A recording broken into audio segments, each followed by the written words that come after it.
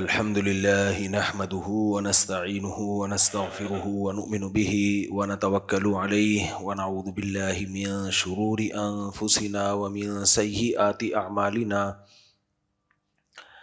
من يهده الله فلا مضل له ومن يضلل فلا هادي له ونشهد أن لا إله إلا الله وحده لا شريك له ونشهد أن محمدًا عبده ورسوله صلى الله تعالى عليه وعلى آله وأصحابه وبارك وسلم تسليما كثيرا أما بعد فأعوذ بالله من الشيطان الرجيم بسم الله الرحمن الرحيم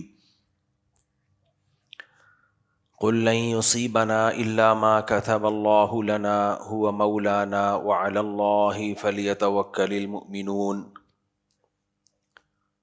وقال النبي صلى الله عليه وسلم الكيس من دان نفسه وعمل لما بعد الموت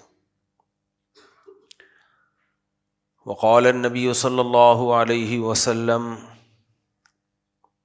من كانت الدنيا همه جعل الله فقره بين عينيه وفرق عليه شمله ولم يأته من الدنيا إلا ما قدر له ومن كانت الآخرة همه جعل الله غناه في قلبه وجمع له شمله وأتته الدنيا وهي راغمة۔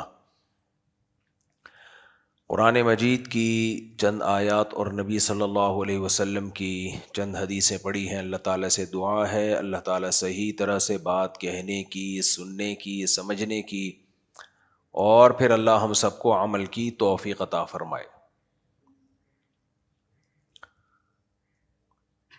میں نے جو حدیث پڑھی، نبی صلی اللہ علیہ وسلم نے ارشاد فرمایا من کانت الآخرۃ ہمہ جعل اللہ غناہ فی قلبہ، جو اپنی اصل فکر آخرت کو بنا لیتا ہے اللہ اس کے دل میں غنا پیدا کر دیتا ہے۔ غنا کسے کہتے ہیں؟ غنی کا لفظ آپ نے سنا ہوگا، عربی میں مالدار کو غنی کہا جاتا ہے، جس کے پاس پیسہ ہو اسے غنی کہتے ہیں، اردو میں مالدار کہتے ہیں۔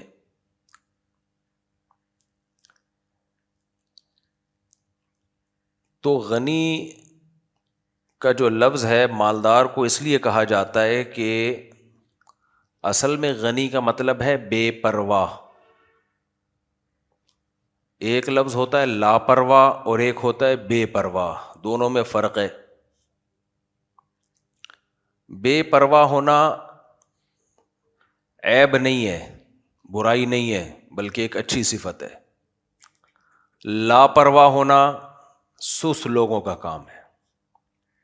جو بچہ گھر میں کام نہیں کر کے دیتا، چیزوں کا خیال نہیں کرتا، ہم اسے کہتے ہیں لاپرواہ ہے۔ لاپرواہی، جس کو لوگ آج کل کہتے ہیں لاپرواہی، اردو کا تو بیڑا غرق ہوا ہے نا۔ یہ لاپرواہی نہیں ہے، یہ لاپرواہی ہے۔ لاپرواہی کو کہ لفظ کے استعمال میں بھی لاپرواہی برتی جاتی ہے۔ خیر، اردو کا جنازہ ہے، ذرا دھوم سے نکلے۔ دنیا میں چھوٹی چھوٹی زبانوں کی لوگوں نے حفاظت کی ہوئی ہے۔ ہماری اتنی بڑی زبان ہے، انڈیا، پاکستان، بنگلہ دیش، پورے میں جس کو ہندی بھی وہی ہے، اردو بھی وہی ہے، ایک ہی چیز ہے، ٹوپی ڈرامہ کیا ہوا ہے، ہندی اردو الگ الگ نام دے کے۔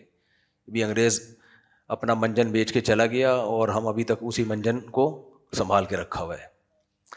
اس نے اردو زبان کو توڑنے کے لیے نا، ایک ہندو جو اردو بول رہے ہیں اس نے بولا ہندی بولو اس کو، مسلمان جو اردو بول رہے ہیں اس نے بولا اس کو اردو بولو، تو منجن بیچ کے چلا گیا۔ ہم ابھی تک اسی منجن میں تقسیم ہوئے ہیں کہ یہ ہندی ہے، یہ اردو ہے۔ تو خیر یہ تو ایک الگ بحث ہے، وہی اردو ہے، وہی ہندی ہے، وہی، اس کو ہندی بول لو، اس کو اردو بول لو۔ ہے اتنی بڑی زبان، لیکن دو ٹکڑوں میں کر کے بیڑا ہی غرق کر دیا اس نے۔ ہندو اس کو کسی اور رسم الخط میں لکھ لیتے ہیں، ہم اس کو عربی رسم الخط میں لکھ لیتے ہیں۔ خیر، تو اتنی بڑی زبان ہے، لیکن آپ دیکھو کیسی بے پرواہی برتی جا رہی ہے اس زبان سے۔ اچھا خیر، تو بے پرواہ ہونا الگ چیز ہے، لاپرواہ ہونا الگ چیز ہے۔ لاپرواہ کا مطلب تو یہ ہے کہ کنڈی نہیں لگاتا رات کو سونے سے پہلے، دکان میں تالا نہیں ڈالتا، گائے کے بچے کو کھلا چھوڑ دیتا ہے۔ میں تو وہ لاپرواہی کی باتیں کروں گا نا جو ہمارے گھر میں ہو رہی ہیں۔ گائے کے بچے کو آپ کھلا چھوڑ دیں، وہ سارا دودھ پی لے گا۔ خیر، تو پڑھائی میں دلچسپی نہیں لیتا، اپنے مستقبل کی فکر نہیں ہے، یہ سب چیزیں کہلاتی ہیں لاپرواہی۔ لاپرواہی بہت بڑا عیب ہے، اتنا بڑا عیب ہے کہ اگر یہ کسی شخص کی انفرادی زندگی میں ہو تو وہ تباہ و برباد ہے۔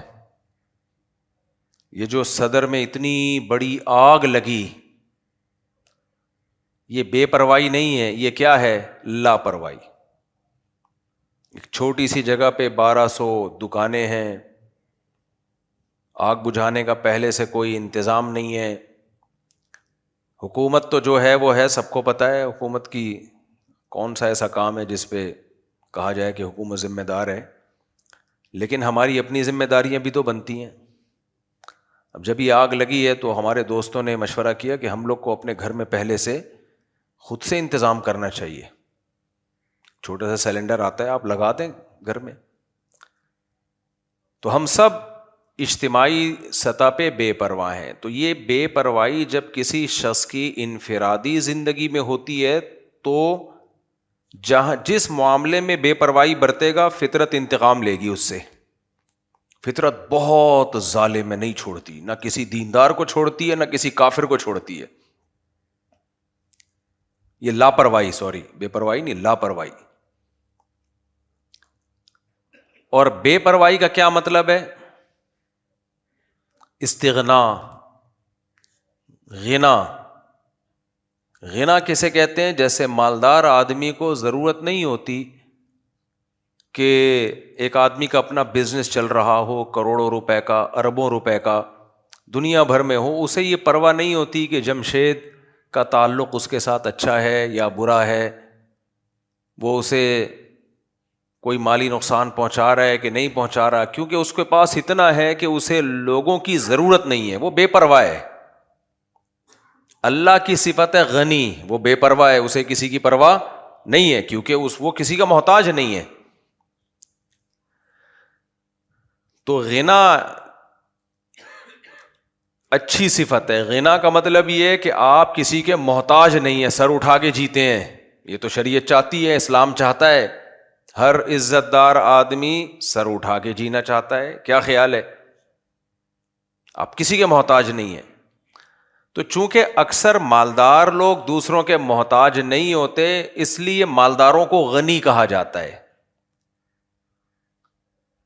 لیکن اصل میں غنی مالدار کو نہیں کہنا چاہیے، اصل میں غنی جو کسی کا محتاج نہ ہو۔ تو یہ غریب بھی ہو سکتا ہے۔ کیسے ہو سکتا ہے؟ اس کے دل میں غنا ہو، وہ اپنے آپ کو تھوڑے سے بھی بہت مالدار سمجھتا ہو، وہ سمجھتا ہو کہ میری ضرورت ہے ہی اتنی۔ مجھے ایک مثال سے بات سمجھاتا ہوں۔ ایک آدمی کو 2 وقت کھانے کی روٹی ملتی ہے، اور ملتی بھی صرف روٹی اور دال ہے۔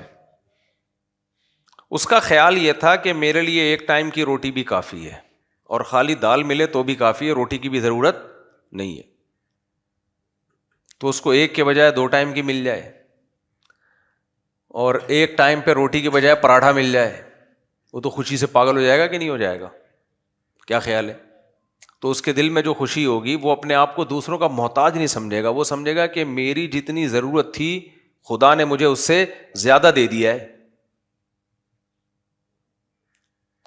تو اس پہ اتنا خوش ہو رہا ہوگا کہ بھائی بہت مل گیا۔ اور ایک آدمی وہ ہے جسے کروڑوں اربوں روپے ملے ہوئے ہیں، لیکن وہ یہ سمجھ رہا ہے کہ یہ کم ہے، میری 10 دکانیں ہیں، 11 ہونی چاہیے، 11 دکانیں ہیں 20 ہونی چاہیے، 20 دکانیں ہیں 40 ہونی چاہیے، مجھے صدر بھی مجھے ہی ہونا چاہیے، وزیر اعظم بھی مجھے ہی ہونا چاہیے، اگلے 5 سال کے لیے بھی بولو مجھے ہی ہونا چاہیے، میں 15 سال پورے کر کے جاؤں گا، پھر اگلے 5 سال کے لیے مزید مجھے ہی ہونا چاہیے، پھر اس کے بعد مجھے ہی ہونا چاہیے. وہ اسی میں ڈپریشن میں کبھی اس کے پاؤں پکڑ رہا ہے, کبھی ادھر جا کے چاپلوسی, کبھی اس کا مال کھا رہا ہے, کبھی اس کا حق دبا رہا ہے, کبھی جھوٹ بول رہا ہے, کبھی سچ بول رہا ہے. تو کیا مطلب, یہ لوگوں کا محتاج ہے یا نہیں ہے؟ اور جو کچھ اللہ نے اسے دیا ہوا ہے اس پہ اس کو قناعت نہیں ہے. تو شریعت کی نظر میں یہ دوسرا غریب ہے. پہلا کیا ہے؟ غنی ہے. پہلا کیا ہے؟ غنی. حضرت مولانا یعقوب نانوتوی رحمہ اللہ تعالی کی تنخواہ بڑھانے کا وقت آیا. انہوں نے مدرسے کی انتظامیہ نے کہا کہ آپ کی تنخواہ بہت کم ہے, تو ہم چاہتے ہیں تھوڑی سی بڑھا دیں. تو انہوں نے فرمایا ما کانا فی نفسی یعقوب حاجتن الا قضاہا. قرآن کی آیت یہ ہے, ما کانا حاجتن ما کانا الا حاجتن فی نفسی یعقوب قضاہا. یعقوب علیہ السلام نے جب اپنے بیٹوں کو مصر بھیجا تو سارے خوبصورت لمبے لمبے قداور بیٹے تھے اور 11 بیٹے.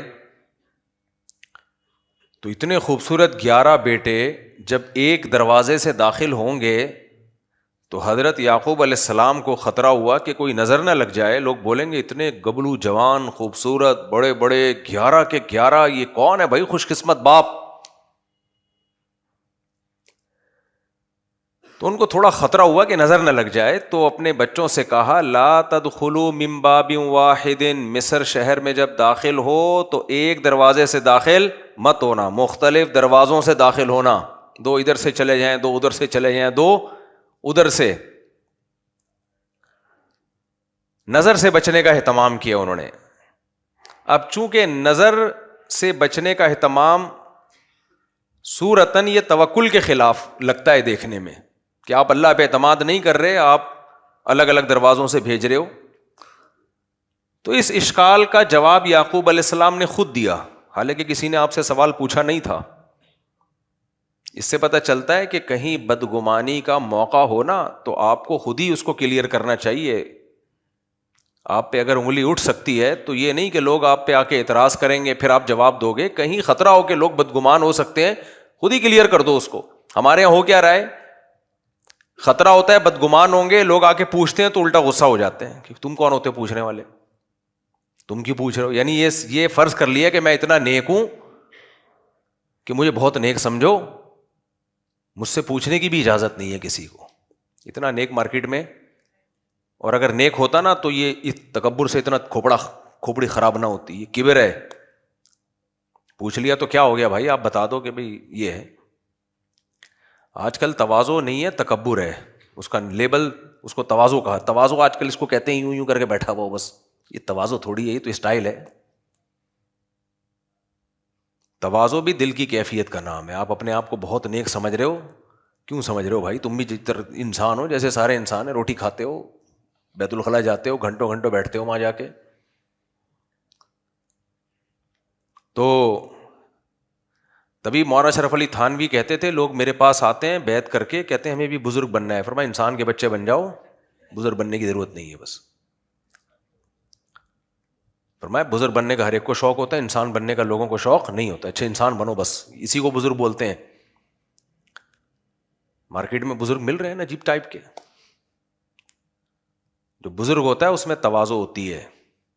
پہلے بزرگوں کی طرف سے خلافت ملتی تھی نا تواضع دیکھ کے کہ یہ میرا مرید ہے, اس میں تواضع ہے, عاجزی ہے, انکساری ہے, اللہ کا خوف ہے, وہ خلیفہ ہوتا تھا. آج کل خلیفے کا کھوپڑا جو آؤٹ ہوتا ہے وہ سمجھتا ہے کہ میں خلیفہ ہوں تو میں کوئی الگ سی فلم ہوں. سب انسان ہیں, انسان کے بچے بن کے. مجھے بہت غصہ آتا ہے جو تکلف والے لوگ ہیں نا, میری بنتی نہیں ہے بالکل بھی. سیدھے سیدھے رہو جیسے ساری دنیا رہتی ہے. تو بھلک سے تم کوئی نئی مخلوق ہو کیا, بزرگ ہے تو کیا کریں, تمہارا بچا ڈالیں ہم. ہمیں عزت دینی ہے اپنے ماں باپ کو, جو ہم سے بڑے ہیں علماء, رسپیکٹ سے ملنا ہے ان سے بس. سارے بڑے ہمارے لیے کیا ہیں, اور جو آپ کے پیر و مرشد ہیں ان کو زیادہ رسپیکٹ دو. لیکن ہے وہ بھی انسان بھائی. کہاں سے کہاں بات چلی گئی بیچ میں, یہ قیام و طعام جو آتا رہتا ہے نا. ہاں مولانا یعقوب، وہ میں قرآن کا واقعہ سنا رہا تھا کہ یعقوب علیہ الصلاۃ والسلام پیغمبر تھے، اپنے بیٹوں کو انہوں نے کہا کہ مختلف دروازوں سے داخل ہو. تو ابھی اشکال ہونے لگا، آپ اللہ کے پیغمبر ہو کہ بھی اللہ پہ توکل نہیں کر رہے، نظر سے بچنے کا اہتمام کر رہے ہو. بھائی نقصان ہونا ہوگا تو ویسے ہی ہو جائے گا، نہیں ہونا ہوگا تو نہیں ہوگا.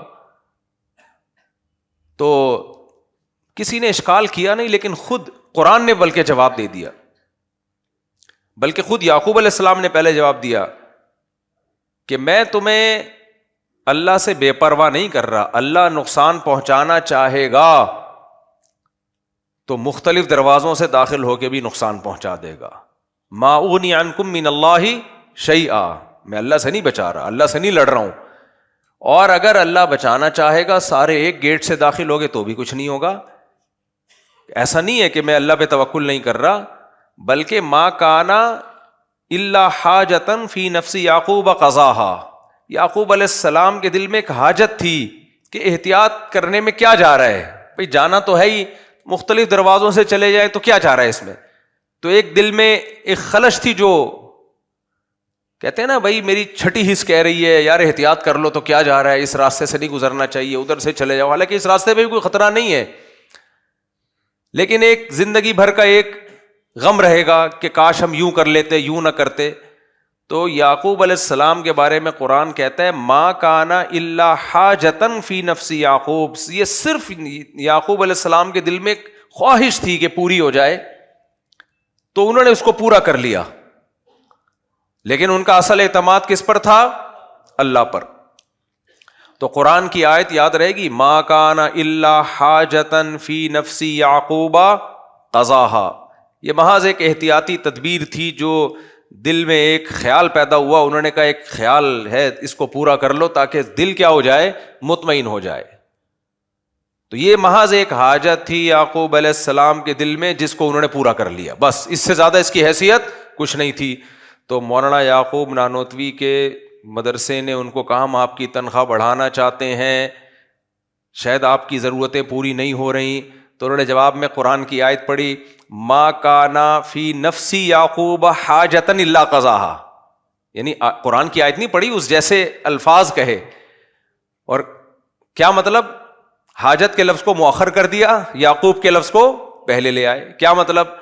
ما کان فی نفسی یعقوب حاجتن، بھائی یعقوب کے دل میں جتنی بھی حاجتیں ہیں قضا وہ پوری کر چکا ہے، مزید کسی حاجت کو پورا کرنے کی ضرورت نہیں ہے.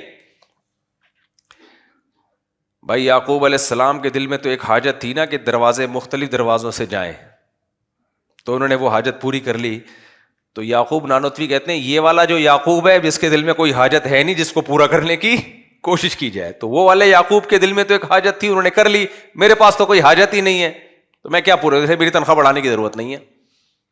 نہیں یار میرا خیال ہے اب آپ اماموں کی تنخواہیں اور کم کر دینا جا کے یہ بیان سن کے، پہلے بیچاروں کو نچوڑا ہوا ہے.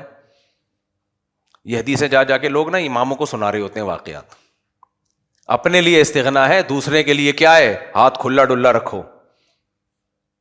اپنے باس کو جا کے بولو کہ مجھے تنخواہ کی ضرورت نہیں ہے. میرا مقصد یہ نہیں ہے کہ آپ اپنی کمپنی میں تنخواہ بڑھانے کی بات نہ کریں، وہ تو بات کریں، تو دنیا کا طریقہ ہے، جو آپ کا حق ہے آپ کو ملنا چاہیے. دل میں کیا پیدا کرو، اللہ سے یہی کہو اے اللہ میری تو نے تمام حاجتیں پوری کر دی ہیں، جو حق ہے وہ تو لیں آپ، لیکن جو حق نہیں ہے اس سے کیا ہو، مستغنی. آپ کہیں جاب کرتے ہیں وہاں تو تنخواہ بڑھوائیں، آپ میں کام کر رہا ہوں تو میری تنخواہ بڑھائی جائے، جو بھی دنیا میں ایک طریقہ ہوتا ہے. لیکن جہاں آپ نہیں کر رہے کچھ، رشتہ داروں سے آپ کا کیا لینا دینا بھائی، تو لینے کے بجائے دینا سیکھیں. کچھ گھنے ہوتے ہیں دوستوں کی دعوت میں ہمیشہ ان کا خرچہ کرا رہے ہوتے ہیں، پیڑے کھا رہے ہوتے ہیں بیٹھ کے. دینا سیکھو، دینا. تو غنا کیا ہے؟ دل کا غنا. غنا کا مطلب کیا ہے؟ اللہ نے مجھے جو دیا ہے وہ میری ضرورتوں سے زیادہ نہیں بلکہ بہت زیادہ ہے، ضرورت ہی نہیں ہے مجھے. جب ضرورت نہیں ہے تو کسی کے سامنے ہاتھ پھیلائے گا؟ ہے بھائی؟ آپ کہہ سکتے کیوں ضرورت نہیں ہے، غربت دیکھو، مہنگائی دیکھو، یہ مولوی لوگ ممبر پہ بیٹھ کے باتیں کرتے ہیں، ان کے تو چندے آ رہے ہوتے ہیں، حالانکہ کوئی چندہ بندہ نہیں آ رہا. میرے پاس تو گفٹ میں خوشبوئیں آتی ہیں، جو آتا ہے جے ڈاٹ کی ایک تھیلی ڈال کے اس میں خوشبو مجھے دے رہا ہوتا ہے. کل ایک صاحب آئے، وہ بھی جے ڈاٹ لے کے. میں نے کہا میرے پاس اتنی خوشبوئیں جمع ہو رہی ہیں، میں سوچ رہا ہوں ان تمام خوشبوؤں پہ ٹی ڈاٹ لکھوا کے اپنا بزنس شروع کر دوں. بہترین آپشن آ گیا میرے پاس. جے ڈاٹ کا آدھا بزنس تو مجھ سے چل رہا ہے بھائی. جس نے خوشبو گفٹ کرنی ہوتی ہے، جس نے کوئی گفٹ دینا ہوتا ہے، جاتا ہے جے ڈاٹ پہ خوشبو خریدی اور میرے پاس آفس میں لا کے رکھ دی. تو میرے پاس بہترین آپشن ہے. میں ان خوشبوؤں پہ کیا سوچ رہا ہوں، میں سوچ رہا ہوں اس پہ ٹی ڈاٹ لکھوا دوں، اور مجھے تو اب کوئی پروڈکٹ بنانے کی ضرورت نہیں، بنی بنائی پروڈکٹ مل رہی ہے. میں کیا کروں گا اتنی خوشبوؤں کا بھائی؟ اور یہ میں تو وہ الکوہلک خوشبو ویسے ہی نہیں لگاتا، اس لیے نہیں کہ ناجائز ہے، جائز ہے وہ بھی، لیکن مجھے دیسی چیزیں ہی پسند ہیں. آرٹیفیشل چیزیں، یہ الکوہلک خوشبو تو کیمیکل ہے، تو دماغ میں چڑھتی ہے، پتہ نہیں اچھی کیسے لگتی ہے لوگوں کو. کہیں الکوہلک خوشبوئیں لگی میں جا کے تھوڑی دیر میں دماغ چکرانے لگتا ہے. آرگینک خوشبوئیں آپ دیکھو، چنبیلی ہے، گلاب ہے، امبر ہے، خس ہے، اوریجنل عود ہے. آج کل اوریجنل عود نہیں آ رہا، جو اوریجنل عود ہے آپ دیکھو، دماغ معطر ہو جاتا ہے. گھنٹوں بیٹھے رہو گے کچھ نہیں ہوگا. رات کی رانی کی خوشبو دیکھی ہے نا؟ کبھی سر میں درد ہوتا ہے اس سے؟ ہے کیونکہ آرگینک ہے. تو دیسی کھایا کرو. شادیاں کرنا بھی دیسی لوگوں کا کام ہے، ولایتی لوگ شادی نہیں کرتے. انگریز ولایتی ہے نا، شادی تھوڑی گرل فرینڈ رکھتا ہے. بچے پیدا کرنا پڑھے لکھے لوگوں کا کام ہے، یہ میرے جیسے دیسیوں کا کام ہے. بولو، پڑھے لکھے لوگوں کے تو ایک بچہ ہوتا ہے جس کو دنیا میں پڑھا لکھا سمجھا جاتا ہے. میں یہ نہیں کہہ رہا کہ میں جاہل ہوں، یعنی پڑھے لکھے کو، جو دنیا میں پڑھے لکھے کا جو مفہوم ہے، وہ تو ایجوکیٹڈ لوگ تو شادی نہیں کرتے بھائی. 40 سال 50 سال کے بعد شادی، اور ایک بچہ، وہ بھی بہت ہی پڑھا لکھا، پیدائشی پڑھا لکھا ہوتا ہے. وہ اس کو اتنی تمیز سکھاتے ہیں، آداب ایک ہے نا، بڑی تمیز سے پالتے ہیں، تربیت بہت ٹائٹ کرواتے ہیں اس کی. آئیے بیٹھیے جائیے کھائیے، یہ اس کو سکھا کہتے ہیں ایک پلاؤ ایک رکھو مگر تمیز سے پالو. اور دیسیوں کے، میرے جیسے دیسی کی 4 بیویاں ہوتی ہیں، دے مر 4.5، ہر سال نیا پروڈکٹ آ رہا ہے مارکیٹ میں. پھر لوگ کہتے ہیں تربیت کہاں ہوگی؟ تو یہ کام ہم نے دیسیوں والا کیا. ہم لوگ مجھے کہتے ہیں بدل گیا ہے، بدلا ہوتا اے بھائی، ہم دیسی ہی ہیں، اللہ کا شکر ہے ہم دیسی ہیں. تو دیسی کام کیے کہ نہیں کیے؟ یہ ولایتی لوگوں کا کام نہیں ہے. پراٹھے بھی دیسی گھی کے کھاتے ہیں، اور کھاتے بھی پراٹھا ہیں. دیسی لوگ پراٹھے کھاتے ہیں؟ دیسی لوگ پراٹھا نہیں کھاتے، دیسی لوگ بریڈ کھاتے ہیں. اب تو ڈبل روٹی کہنا بھی چھوڑ دیا انہوں نے. اب کیا کہتے ہیں؟ ڈبل روٹی بھی، پرانے لوگ اس کو ڈبل روٹی کہتے تھے. بریڈ کھاتے ہیں. کیا کھاتے ہیں؟ بریڈ. اس پہ جیم لگاتے ہیں، بلیو بینڈ مکھن. دودھ بھی پیکنگ کا پیتے ہیں. ان کو تو یہ جو گائے اور بھینسوں کے دودھ میں اسمیل، بدبو بھی نہیں آتی ہے، اسمیل آتی ہے. کیا آتی ہے ان کو؟ اسمیل. خیر یہ تو بڑے قصے ہیں. تو اللہ کا بڑا فضل ہو گیا، اللہ نے مجھے دیسی ہی بنایا، اور میرے شوق بھی کون سے رکھے؟ دیسی رکھے. خوشی اسی میں ہے میرے بھائی. یہ جو آرٹیفیشل زندگی ہے نا، بکواس ہے یہ. اچھا، آج کل مارکیٹ میں بزرگ بھی ولایتی آ رہے ہیں.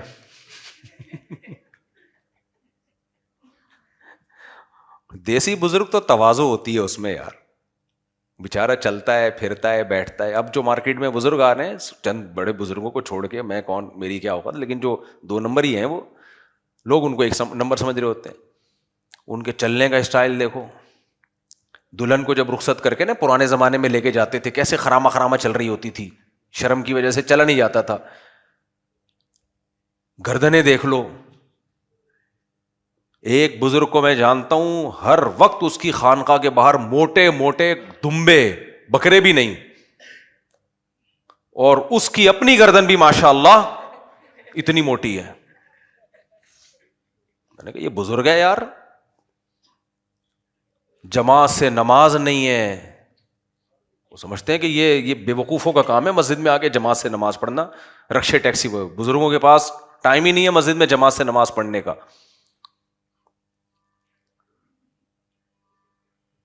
کھائے جا رہے ہیں, لنگر چل رہے ہیں صبح و شام. ان کے مریدوں کی گردنیں بھی اتنی کولیسٹرول کے ڈبے بن چکے ہیں.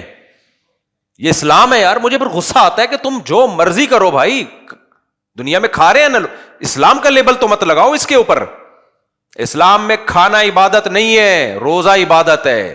کھانے کو تو اسلام پسند ہی نہیں کرتا. حضرت شیخ الحدیث مولانا زکریا رحمۃ اللہ علیہ ایک مجلس میں بیٹھے ہوئے تھے, کھانا چل رہا تھا تو بحث چل پڑی کہ حضرت کھانے کے بعد میٹھا کھانا سنت ہے یا نہیں ہے. سب علماء میں بحث ہو گئی. حضرت شیخ الحدیث خاموش بیٹھے ہوئے تھے. کسی نے پوچھا حضرت آپ اتنے بڑے حدیث کے ماہر ہیں, آپ بتائیں. انہوں نے فرمایا پہلے یہ تو پوچھو کھانا کھانا بھی سنت ہے یا نہیں ہے. فاقے کرنا سنت ہے, کھانا کھانا تھوڑی سنت ہے. یہ اب میں پراٹھوں پر بیان کرتا ہوں لیکن میں نے کبھی سنت قرار دیا اس کو ہے بھائی ہمارا اپنا عمل ہے, یہ سنت نہیں ہے. سنت تو فاقے کرنا ہے, بھوکا رہنا سنت ہے. کھانا تو شدید ضرورت میں, جب شدید بھوک لگے, آپ کا گزارا نہیں ہو رہا, تو بھی حدیث میں آتا ہے معدے کے 3 حصے کرو. ایک حصہ کھانا, ایک ہوا کے لیے بھی چھوڑو, اور ایک پانی کے لیے چھوڑو. ہم پھول بھرتے ہیں, سانس لینا مشکل ہوتا ہے, پھیپڑے پریشان ہوتے ہیں, پھول کے جائیں کہاں, ہم جگہ ہی نہیں مل رہی ہوتی.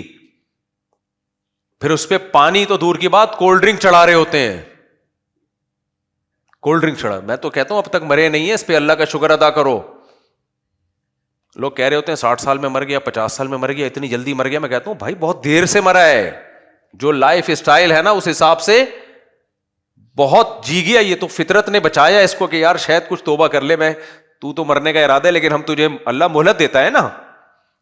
کھا کیا رہے ہیں ابھی, کیا چھوڑو, میں کیا بیان لے کے بیٹھ جاؤں. یہ سب اسلام, اور اس کو لیبل کیا ہے, کنڈے, اس میں کیا کھلایا جاتا. مجھے یاد ہے بچپن میں ہم کہیں گئے تو ہمارے دوست لگے کہ کنڈوں کی دعوت ہے. ہمیں کیا پتا تھا کنڈے کیا ہوتے ہیں, ہم تو نگل لیے. بیٹھے تو پتہ نہیں وہ امام حسین کے کنڈے تھے کس کے, مجھے تو نہیں اب یاد رہا. وہ ایسے تافتان اتنی بھاری بھاری, پھر محرم کے حلیم, پھر ربیع الاول کی, یہ اسلام چل رہا ہے ہمارا.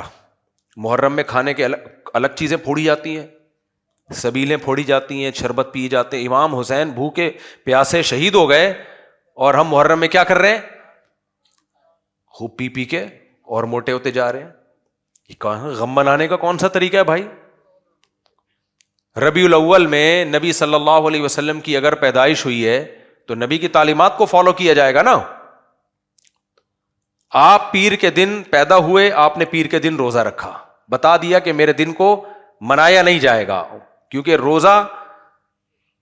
روزہ اور عید جمع نہیں ہو سکتے. اور اگر کسی کو شوق ہے تو کھانا پینا چھوڑ دے.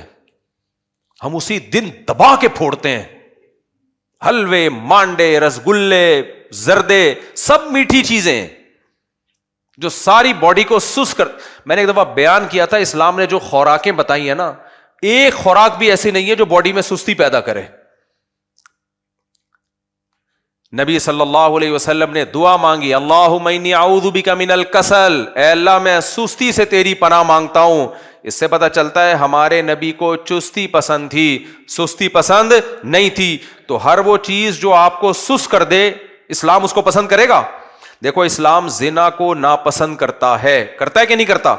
اس لیے اسلام نے کہا زنا کے قریب بھی مت جاؤ, کیونکہ جب زنا حرام ہے تو ہر وہ چیز جو زنا کے قریب لے کے جائے وہ بھی کیا ہے, حرام. لہذا آپ نے فرمایا آنکھیں بھی زنا کرتی ہیں, کان بھی زنا کرتے ہیں, زبان بھی زنا کرتی ہے. یعنی غیر عورت سے کو دیکھو بھی مت, اس سے دلچسپی مت لو, اس کی باتوں کو مت سنو. یہ تمام چیزیں زنا کے قریب لے کے جاتی ہیں. اسلام کا اصول ہے, اسلام جب کسی چیز کو حرام قرار دیتا ہے تو اس کے مقدمات کو بھی حرام قرار دے دیتا ہے. عورت جب طلاق ہو جائے, طلاق بائن ہو یا شوہر مر جائے, عدت میں ہوتی ہے تو عورت سوگ منائے گی, زینت اختیار نہیں کرے گی. کیوں؟ اس لیے کہ ایک وجہ تو یہ کہ شوہر کی نعمت چھن گئی اس سے، سوگ منائے وہ. دوسری ایک بڑی وجہ کیا ہے کہ اس دوران اس کے لیے نکاح حرام ہے. تو جب نکاح حرام ہے تو زینت اختیار کرنا جس سے لوگوں کی اس کی طرف رغبت ہو اور وہ نکاح کا پیغام بھیجیں، یہ عمل بھی حرام کر دیا شریعت نے. سمجھ میں آ رہی ہے بات کہ نہیں آ رہی ہے؟ بھائی نکاح حرام تھا نا اس دوران، تو اگر وہ زیب و زینت اختیار کرتی مردوں کی طبیعت مائل ہوتی، مرد نکاح کا پیغام بھیجتے. تو اسلام نے کہا نہیں، چونکہ نکاح حرام ہے وہ کام بھی حرام ہے جس سے لوگ تمہاری طرف نکاح کی رغبت کریں. عدت ہو جائے پھر زینت اختیار کرو. میں سمجھا پا رہا ہوں اپنی بات؟ یعنی اسلام جب کسی چیز کو ناجائز قرار دیتا ہے تو وہ ہر اس کام سے بھی روک دیتا ہے جو اس ناجائز کی طرف لے کر جائیں. دیکھو اسلام نے جب شراب کو حرام قرار دیا تو ابتدائے اسلام میں شراب کے برتن بھی حرام کر دیے، اس کو بھی توڑ دو. کیوں توڑ دو؟ بھائی وہ برتن تو وہی ہے نا، برتن میں شراب بنتی تھی، مخصوص برتن ہوتے تھے، تو اس برتن کو دیکھ دیکھ کے شراب کی یاد آئے گی، تو حکم دیا کہ یہ برتن بھی کیا کرو، اس کو بھی توڑو. حالانکہ اس برتن میں پانی رکھا جا سکتا تھا، کھجوریں رکھی جا سکتی تھی. برتن تو حرام نہیں ہوتا نا، کیا خیال ہے بھائی؟ برتن کا کیا قصور ہے بھائی؟ لیکن چونکہ یہ وہ برتن ہے جس میں شراب ہوتی تھی، نبی صلی اللہ علیہ وسلم نے ان برتنوں کو بھی توڑنے کا، ان مٹکوں کو توڑنے کا حکم دیا جن میں شراب بنتی ہے. کیونکہ توبہ کرنے کے بعد اگر وہی برتن پہ نظر پڑے گی بار بار شراب کی یاد آئے گی. کچھ لوگ برائی سے توبہ کرتے ہیں لیکن انہی جگہوں پہ گھوم رہے ہوتے ہیں جا جا کے. تو اس سے ہمیں ایک بات پتہ چل گئی کہ اسلام جب کسی چیز کو حرام قرار دیتا ہے تو اس حرام کی طرف لے جانے والے راستوں کو بھی بین کر دیتا ہے. اب اصول سمجھ میں آ گیا کہ نہیں آیا؟ اب ہم آتے ہیں، اسلام میں سستی حلال ہے یا حرام ہے؟ اسلام کو سست آدمی پسند ہے یا چست؟ نبی نے چستی سے پناہ مانگی ہے یا سستی سے؟ تو اس سے پتہ چلتا ہے کہ ہر وہ چیز جو آپ میں سستی پیدا کرے وہ بھی نبی اور اسلام کو پسند. یار اتنے سستوں کے نہیں ہے کہ جملہ تمہارے منہ سے نہیں نکل رہا، نہیں ہے تو بول دیا کرو نا. تو اسلام نے جب سستی کو ناپسند کیا ہے تو ہر وہ چیز جو آپ کی باڈی میں سستی پیدا کرے اسلام اس کو بھی ناپسند کرے گا کہ نہیں کرے گا؟ اسلام میں صحت پسندیدہ ہے یا بیماری؟ صحت، کیونکہ نبی صلی اللہ علیہ وسلم نے ہمیں بہت ساری چیزیں بتائیں جن میں ہماری صحت ہے. اگر بیماری اسلام میں پسندیدہ ہوتی تو نبی وہ بتاتے کہ یہ کھایا کرو اس سے بیمار ہو جاؤ گے. کیا خیال؟ نبی نے بتایا کلونجی میں ہر بیماری سے شفا ہے، ترغیب دی نا کلونجی کی، شہد کی، وغیرہ وغیرہ. تو اس لیے کہ شفا پسندیدہ چیز ہے. ہاں بیماری اگر اللہ کی طرف سے ہو تو آزمائش ہے، اس میں صبر کرنے کا حکم ہے. آپ نے فرمایا المؤمن القوی احب الی اللہ من المؤمن الضعیف، صحت مند مومن، طاقتور مومن اللہ کو کمزور سے زیادہ محبوب ہے. تو اس سے پتہ چلتا ہے اسلام میں طاقت، قوت، صحت، چستی، یہ ساری چیزیں کیا ہیں؟ پسندیدہ ہیں. سمجھتے ہو کہ نہیں سمجھتے؟ تو جب پسندیدہ ہیں تو اب مجھے بات بتاؤ، میٹھا کھانے سے چستی آتی ہے یا سستی؟ بولتے کیوں نہیں؟ سستی آتی. تو میٹھا کھانا پسندیدہ ہو سکتا ہے؟ کھانا زیادہ کھانے سے چستی آتی ہے یا سستی؟ تو کیسے اسلام پسند کر سکتا ہے لڈو پھوڑنے کو میرے بھائی؟ لوگ کہتے ہیں، حدیث میں آتے ہیں نبی کو حلوہ پسند تھا. وہ حلوہ یہ حلوہ نہیں تھا، وہ میٹھا پسند تھا جو کھجور یا شہد نیچرل ہے، وہ بھی بہت تھوڑی مقدار میں، اور وہ بھی بھوک میں، شدید ترین بھوک میں کھجوریں کھانے کا میٹھا. یہ تو ضرورت ہے انسان کی، اتنی کیلوریز تو چاہیے نا انسان کی باڈی کو. میٹھا تو نیچر ہے، انسان ہر انسان کو پسند ہے. لیکن کون سا میٹھا؟ اسلام دین فطرت ہے، وہ میٹھے پہ پابندی تھوڑی لگائے گا جتنی آج کل کیٹو ڈائٹ والے ڈاکٹروں نے لگا دی ہے. تو پاگل ہوئے ہوئے. ایک ڈاکٹر کہہ رہے ہیں میٹھا نہ کھائیں، میٹھا نہ. میں یوٹیوب پہ بہت میڈیکل سائنس کی ویڈیوز بہت دیکھتا ہوں. ایسا میٹھے کو پابندی لگائی ہے نا، یا تو کوئی شوگر کا مریض ہو یا کوئی الگ سے کوئی اس کو یہاں پر اسپیڈ بریکر بنانے ہو اپنے، تو ایک الگ بات ہے. نارمل آدمی جو ہے وہ میٹھا انسان کی فطرت ہے، تو بالکل اس کو وہ کہہ رہے ہیں کہ میٹھے میں دودھ پہ بھی پابندی لگا دی کہ اس میں بھی تھوڑا سا میٹھا ہوتا ہے. ابے کتنا سا میٹھا ہوتا ہے دودھ میں یار، تو اتنا بھی نہیں ڈاکٹروں کو فری کرایا کرو، نارمل رہنا چاہیے انسان کو، انسان کا بچہ بن کے. تو چینی وینی چھوڑ دے آدمی، میٹھی چائے چھوڑ دے، یہ سب چینی تو ہے ہی نہیں نا اتنا، کہ جو کھجور ہے شہد ہے یہ تو کھائے گا بھائی ایسی کی تیسی، لیکن اعتدال سے کھاؤ. ہاں یہ ضرور ہے کہ نبی صلی اللہ علیہ وسلم نے کھجوریں کھائی ہیں شدید ترین بھوک میں، آپ کھایا کرتے تھے. اور ہم جو کھجور کھاتے ہیں 2 پراٹھے کھانے کے بعد. حکیم صاحب نے کہا ہوتا ہے 10 کھجوریں صبح 10 کھجوریں شام، تو حکیم صاحب کا مطلب یہ ہوتا ہے کہ صبح کا ناشتہ ہی 10-11 کھجوروں سے ہوگا بس، اور پھر سارا دن آپ نے محنت بھی کرنی ہے. صحابہ کرام اگر 8-10 کھجوریں کھا لیتے تھے تو سارا دن محنت کرتے تھے، کدال لے کے کھیتی باڑی کرنا، ہل چلانا، جنگیں لڑنا، یہ 8-10 کھجوروں پہ ہو جاتا تھا ان کا. 8-10 بھی میں نے زیادہ کہہ دی، بعض جنگوں میں تو 4-4 کھجوریں کھائی ہیں اور جنگیں لڑی ہیں انہوں نے. ہمیں قبلہ حکیم صاحب نے کہا ہوتا ہے صبح 11 کھجوریں کھائیں، تو ہم 3 پراٹھے کھانے کے بعد کتنی کھجوریں کھاتے ہیں؟ 11 کھجور. ایک صاحب مجھے کہنے لگے دودھ بہت نقصان دہ چیز ہے. میں نے کہا کیسے نقصان دہ؟ تو سنت ہے نبی صلی اللہ علیہ وسلم دودھ تناول کیا آپ نے، کہتے ہیں یار جب بھی پیو یہ ہوتا ہے فلانا ہوتا ہے. تو آپ تو کہتے ہو حدیث میں آتا ہے آپ صلی اللہ علیہ وسلم نے تازہ دودھ پیا ہے، تو میں تو تازہ دودھ پیتا ہوں مجھے تو یہ بلغم ہو جاتا ہے فلانا ہو جاتا ہے. میں نے کہا کیسے؟ کہہ رہے صبح ناشتے کے بعد. تو ناشتہ تو کر لیا نا تو نے بھائی. نبی نے اول تو ناشتہ کیا نہیں ہے، نبی صلی اللہ علیہ وسلم نے جو دودھ پیا ہے نا وہ ایسے پیا ہے کہ جب شدید بھوک لگی ہے تو کھانا ہی دودھ تھا. سمجھ رہے ہیں کہ نہیں سمجھ رہے؟ بس دودھ. تبھی آپ نے فرمایا دودھ ایک ایسا کھانا ہے، صحیح حدیث ہے، جو کھانا اور پینا دونوں سے کافی ہے.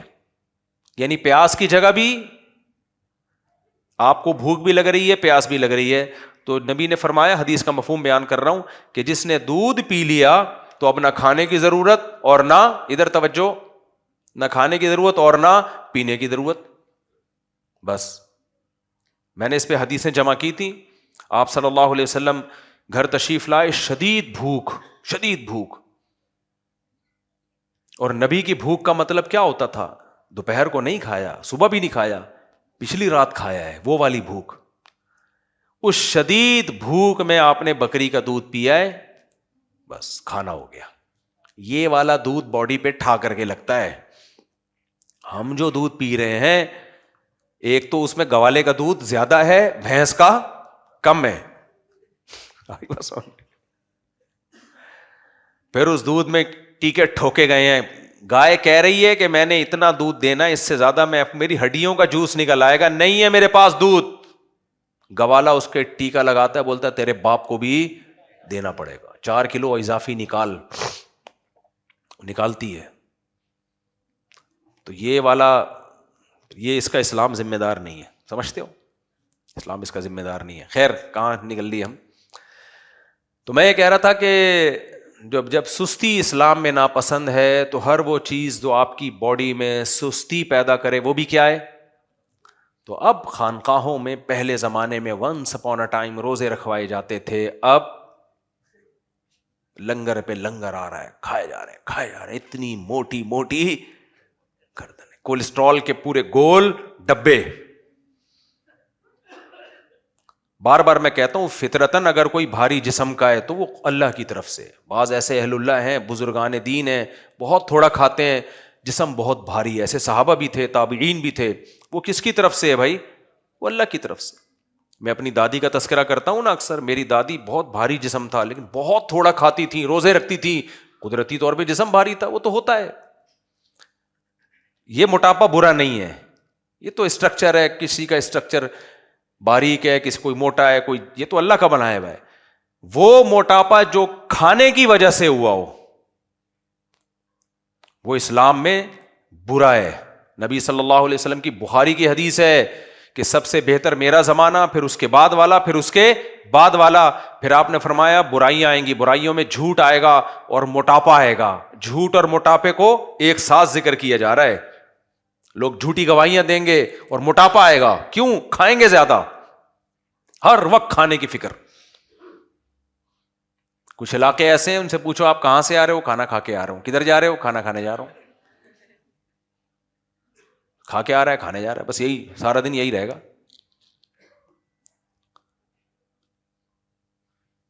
تو وہ میں بتا رہا تھا، خانقاہ ان کے پیر صاحب ماشاء اللہ گول، جماعت سے نماز کی توفیق نہیں، بکرے دمبے پھوڑتے رہتے ہیں بیٹھ کے. مریدین بھی ماشاء اللہ سر اور گردن کا فرق ختم، پتہ ہی نہیں چل رہا گردن کہاں ختم ہو رہی ہے اور کھوپڑی کہاں سے شروع ہو رہی ہے، پتہ ہی نہیں چل رہا.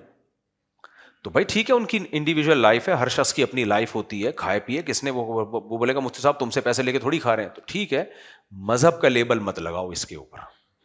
اس کے اوپر یہ نہیں کہو حضرت جی ایسے نہیں ہو سکتے. صحیح ہے نا؟ حضرت جی ہوتے روزے رکھتے، کم کھاتے. تو نبی صلی اللہ علیہ وسلم کی خوراکیں میں جلدی سے بتا کے پھر میں اپنے اصل ٹاپک کی طرف آتا ہوں. ہمارے نبی نے گندم کے بجائے کیا کھایا ہے؟ جو. بتاؤ گندم سے، جو سے موٹاپا آتا ہے یا گندم سے؟ گندم سے آتا ہے. ہمارے نبی کی خوراک زیادہ کیا تھی؟ جو، وہ بھی بغیر چھنا آٹا، چھلکے کے ساتھ. میٹھے میں ہمارے نبی نے کھجور کا استعمال کیا ہے، اس میں فائبر بہت ہے. اور ہمارے نبی صلی اللہ علیہ وسلم کی جو علامتیں پچھلی کتابوں میں لکھی ہوئی ہیں کہ وہ پیغمبر ہوں گے، ان میں ایک علامت یہ بھی گوشت کھانے والے، ویجیٹیرین نہیں ہوں گے. کیا ہوں گے؟ گوشت. تو گوشت کھانا بھی ایک طرح سے ہمارے مذہب کا حصہ ہے. شکر ہے ہم ڈاکٹروں کی باتوں میں، اب تو ڈاکٹر بھی آ گئے گوشت کھایا کرو، ورنہ ہمیں بچپن میں یاد ہے ڈاکٹر مجھے مشورہ دیتے تھے گوشت مت کھاؤ، ویجیٹیرین بنو. اللہ کا بڑا فضل ہو گیا، ہم نے لفٹ نہیں کرائی، ورنہ ابھی ایک ہی ہوتی ہماری. ٹماٹر کھا کے نہیں رکھی جا سکتی چار. ہمیں نہیں آئی سمجھ میں بات؟ ککڑی اور سبزیاں کھا کے تھوڑی ہوتا ہے یہ صاحب. گوشت ضروری ہے بھائی. شیر ہفتے میں ایک دن کھاتا ہے، مگر کیا کھاتا ہے؟ گوشت. پورا ہفتہ چلتا ہے مرے مزے سے. میں نے جنگلوں میں دیکھا ہے، ایک دن کھائے گا گوشت کھائے گا، اس کے بعد پڑا رہے گا.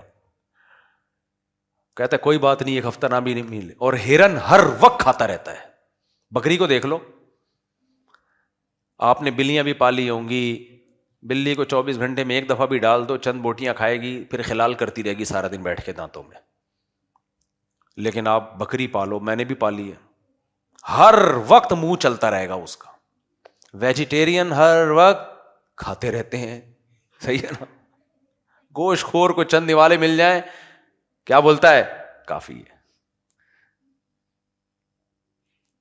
میں نے چونکہ حکیموں کی کتابیں بھی کافی پڑھی ہوئی ہیں نا، تو پرانی کتابوں میں حکیموں کی لکھا ہوتا تھا کہ جب سفر پہ جاؤ نا، سفر پہ، پہلے سفر بڑے ٹف ہوا کرتے تھے، ایسا نہیں جہاز میں بیٹھے ہو، اونٹوں پہ جانا اور یہ سب.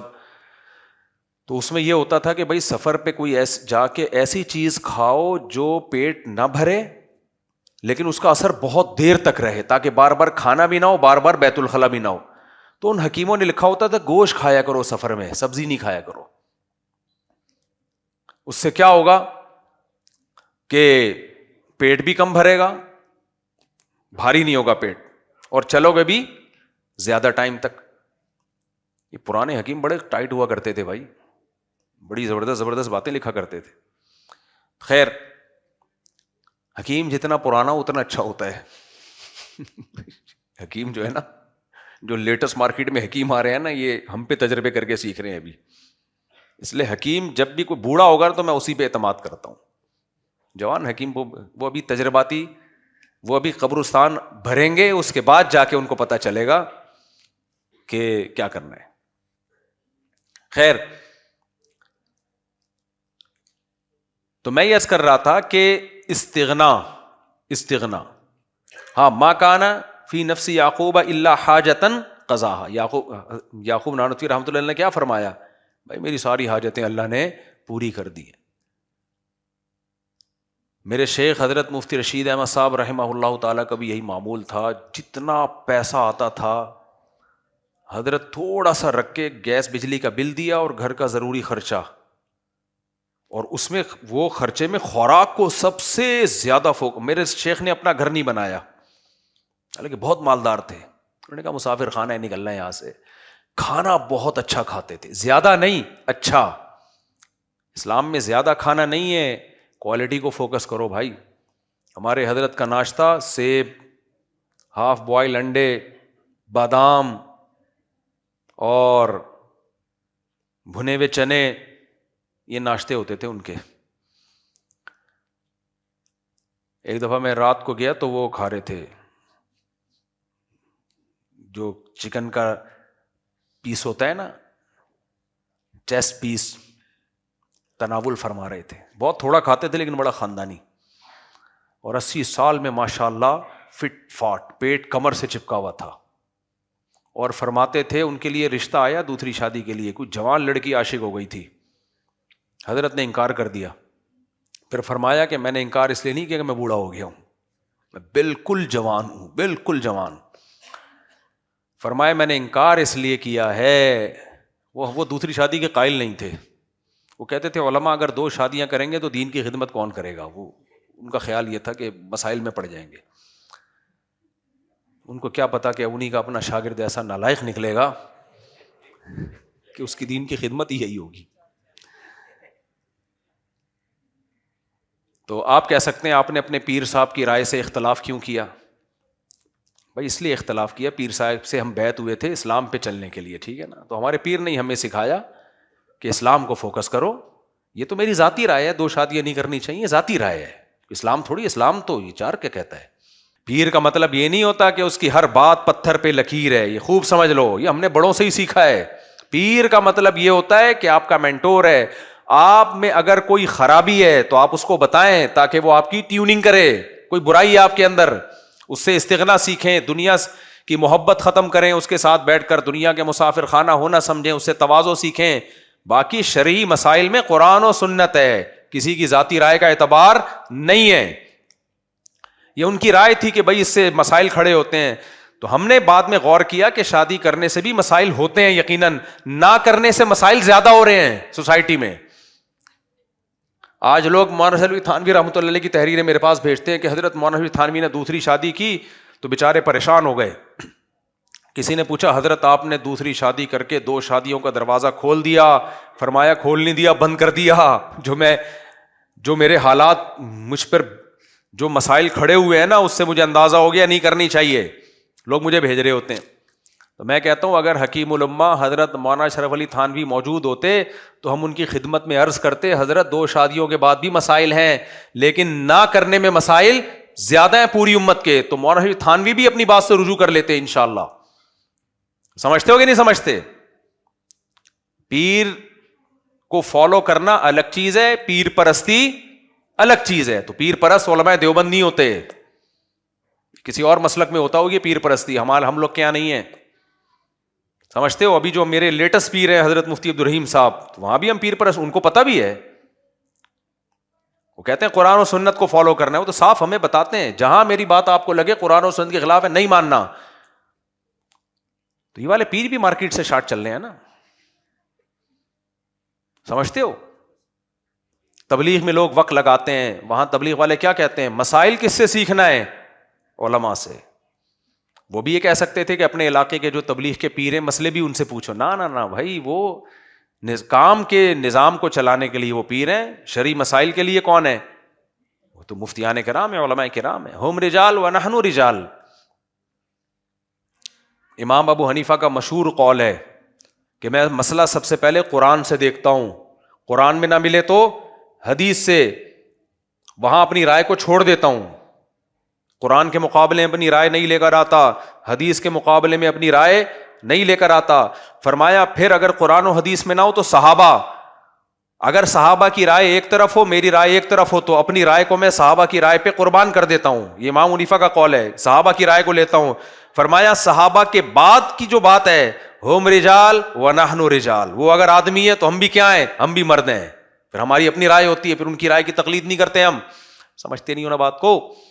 یہ جملہ بڑا اچھا ہے, ہم رجال ونحن رجال. وہ اگر مرد ہیں تو ہم بھی کوئی کم نہیں, ہم بھی صاحب رائے ہیں بھائی.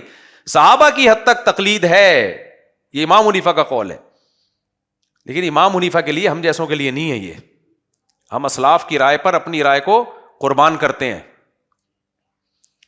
تو اس لیے پیر و مرشد کا مطلب یہ نہیں ہوتا کہ وہ جو بات کہہ دے پتھر پہ لکیر ہے. ہاں, جہاں تک اصلاحی باتوں سے اصلاح کا تعلق ہے, اس میں پیر کی رائے کو اپنی رائے پر ترجیح دے. یعنی آپ کی اصلاح کا تعلق ہے, پیر اگر کہہ رہا ہے آپ نے یہ کام کرنا ہے تو پھر آپ نے کرنا ہے, چاہے آپ کی سمجھ میں آئے یا نہ آئے. جہاں تک شریعت کا تعلق ہے حلال و حرام کا, اس میں تو شریعت ہے, اس میں پیر بھی پابند ہے اس شریعت کا.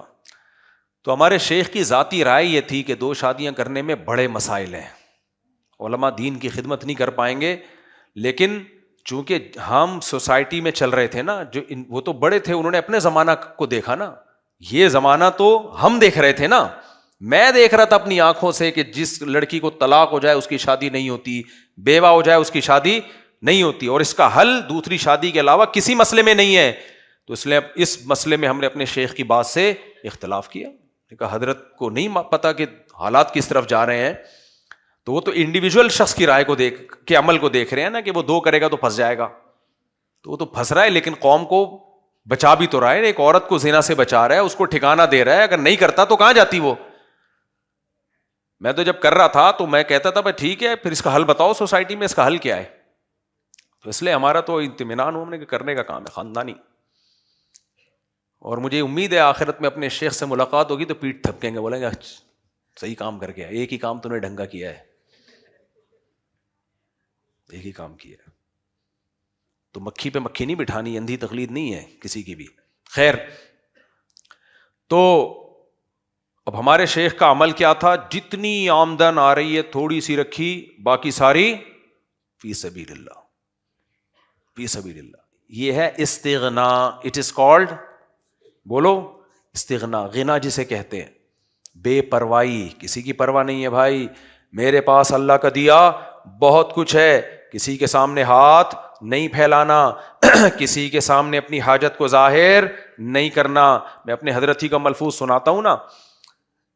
مدرسے میں تنخواہ بہت تھوڑی تھی, دارالعلوم کرنگی کے شیخ الحدیث تھے. تو حضرت کی اہلیہ بیمار ہوئی, حضرت اپنی اہلیہ کو ڈاکٹر کے پاس لے گئے. ڈاکٹر نے کہا ان کے لیے پھل فروٹ بہت ضروری ہے, وائٹامنس کی کمی ہے, پھل فروٹ کھلائیں.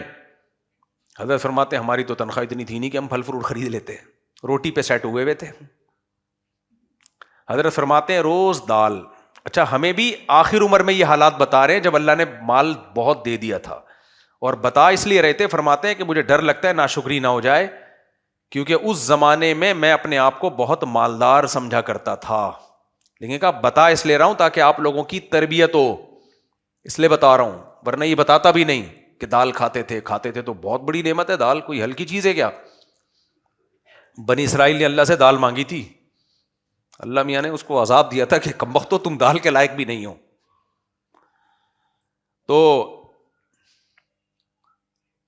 حضرت فرماتے ہیں اپنی اہلیہ کو میں لے کر گیا ڈاکٹر کے پاس. ڈاکٹر نے بولا ان کو پھل کھلائیں. فرماتے ہیں ہماری جیب میں پھلوں کے پیسے تھے ہی نہیں, تنخواہ اتنی تھی نہیں کہ پھل کھلا سکیں. تو کہتے ہیں کہ میں نے یہ نہیں سوچا کہ, اب میں بتا رہا ہوں استغنا کسے کہتے ہیں, کہ ہاں یہ دن دیکھنا پڑ رہا ہے, پیسے ہی نہیں ہیں, چلو اب کسی سے ادھار پکڑیں, کسی سے بات کر کے دیکھیں, محلے میں کسی سیٹ سے کہ یار میں بخاری پڑھاتا ہوں مدرسے میں دارالعلوم کرنگی میں, اور مقام کتنا بڑا, حضرت مفتی تقی صاحب, حضرت مفتی رفیع عثمانی صاحب کے استاذ ہیں بھائی, اتنے بڑے علماء کے استاذ. تو دل میں خیال آنا چاہیے تھا نا. یا ڈاکٹر صاحب سے کہتے ہیں ڈاکٹر صاحب ایسا ہے کہ آپ نے مشورہ تو دے دیا سیب اور انار انگور کا, تو آپ کے پاس کچھ ایسے پیسے بھی تو آتے ہوں گے نا, فری پکڑ کے لوگ دے کے جاتے ہوں گے کہ کوئی غریب آدمی آئے تو اس کو ہماری طرف سے یہ دوا فری میں دے دینا. نا نا نا نا, فرماتے ہیں نہ میرے دل میں یہ خیال آیا کہ کسی سے پیسے مانگوں, نہ یہ خیال آیا کہ میرے پاس پیسے ہی نہیں ہیں.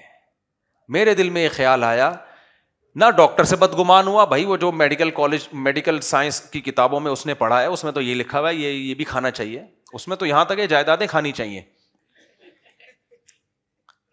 تو میں نے سوچا کہ ڈاکٹر اپنے علم کے حساب سے صحیح بات کر رہے ہیں، لیکن اگر میری ضرورت پھل فروٹ ہوتے، میری اور میری اہلیہ کی ضرورت، تو اللہ پھلوں کے پیسے دیتا. نہیں دیے، اس کا مطلب ہمیں بالکل وائٹامنس کی ضرورت نہیں ہے. میں سمجھا پا رہا ہوں اپنی بات؟ ہمیں کسی قسم کے وٹامن کی ضرورت، اللہ ہماری ساری ضرورتیں دال روٹی سے پوری کرے گا. تو دال کا میں بتا رہا تھا، حضرت نے فرمایا کہ ایک دفعہ ہمارے گھر مہمان آیا تو ہم نے دال رکھ دی. تو کہتا ہے میں جب بھی آیا ہوں آپ کے یہاں دال پکی ہوئی ہوتی ہے.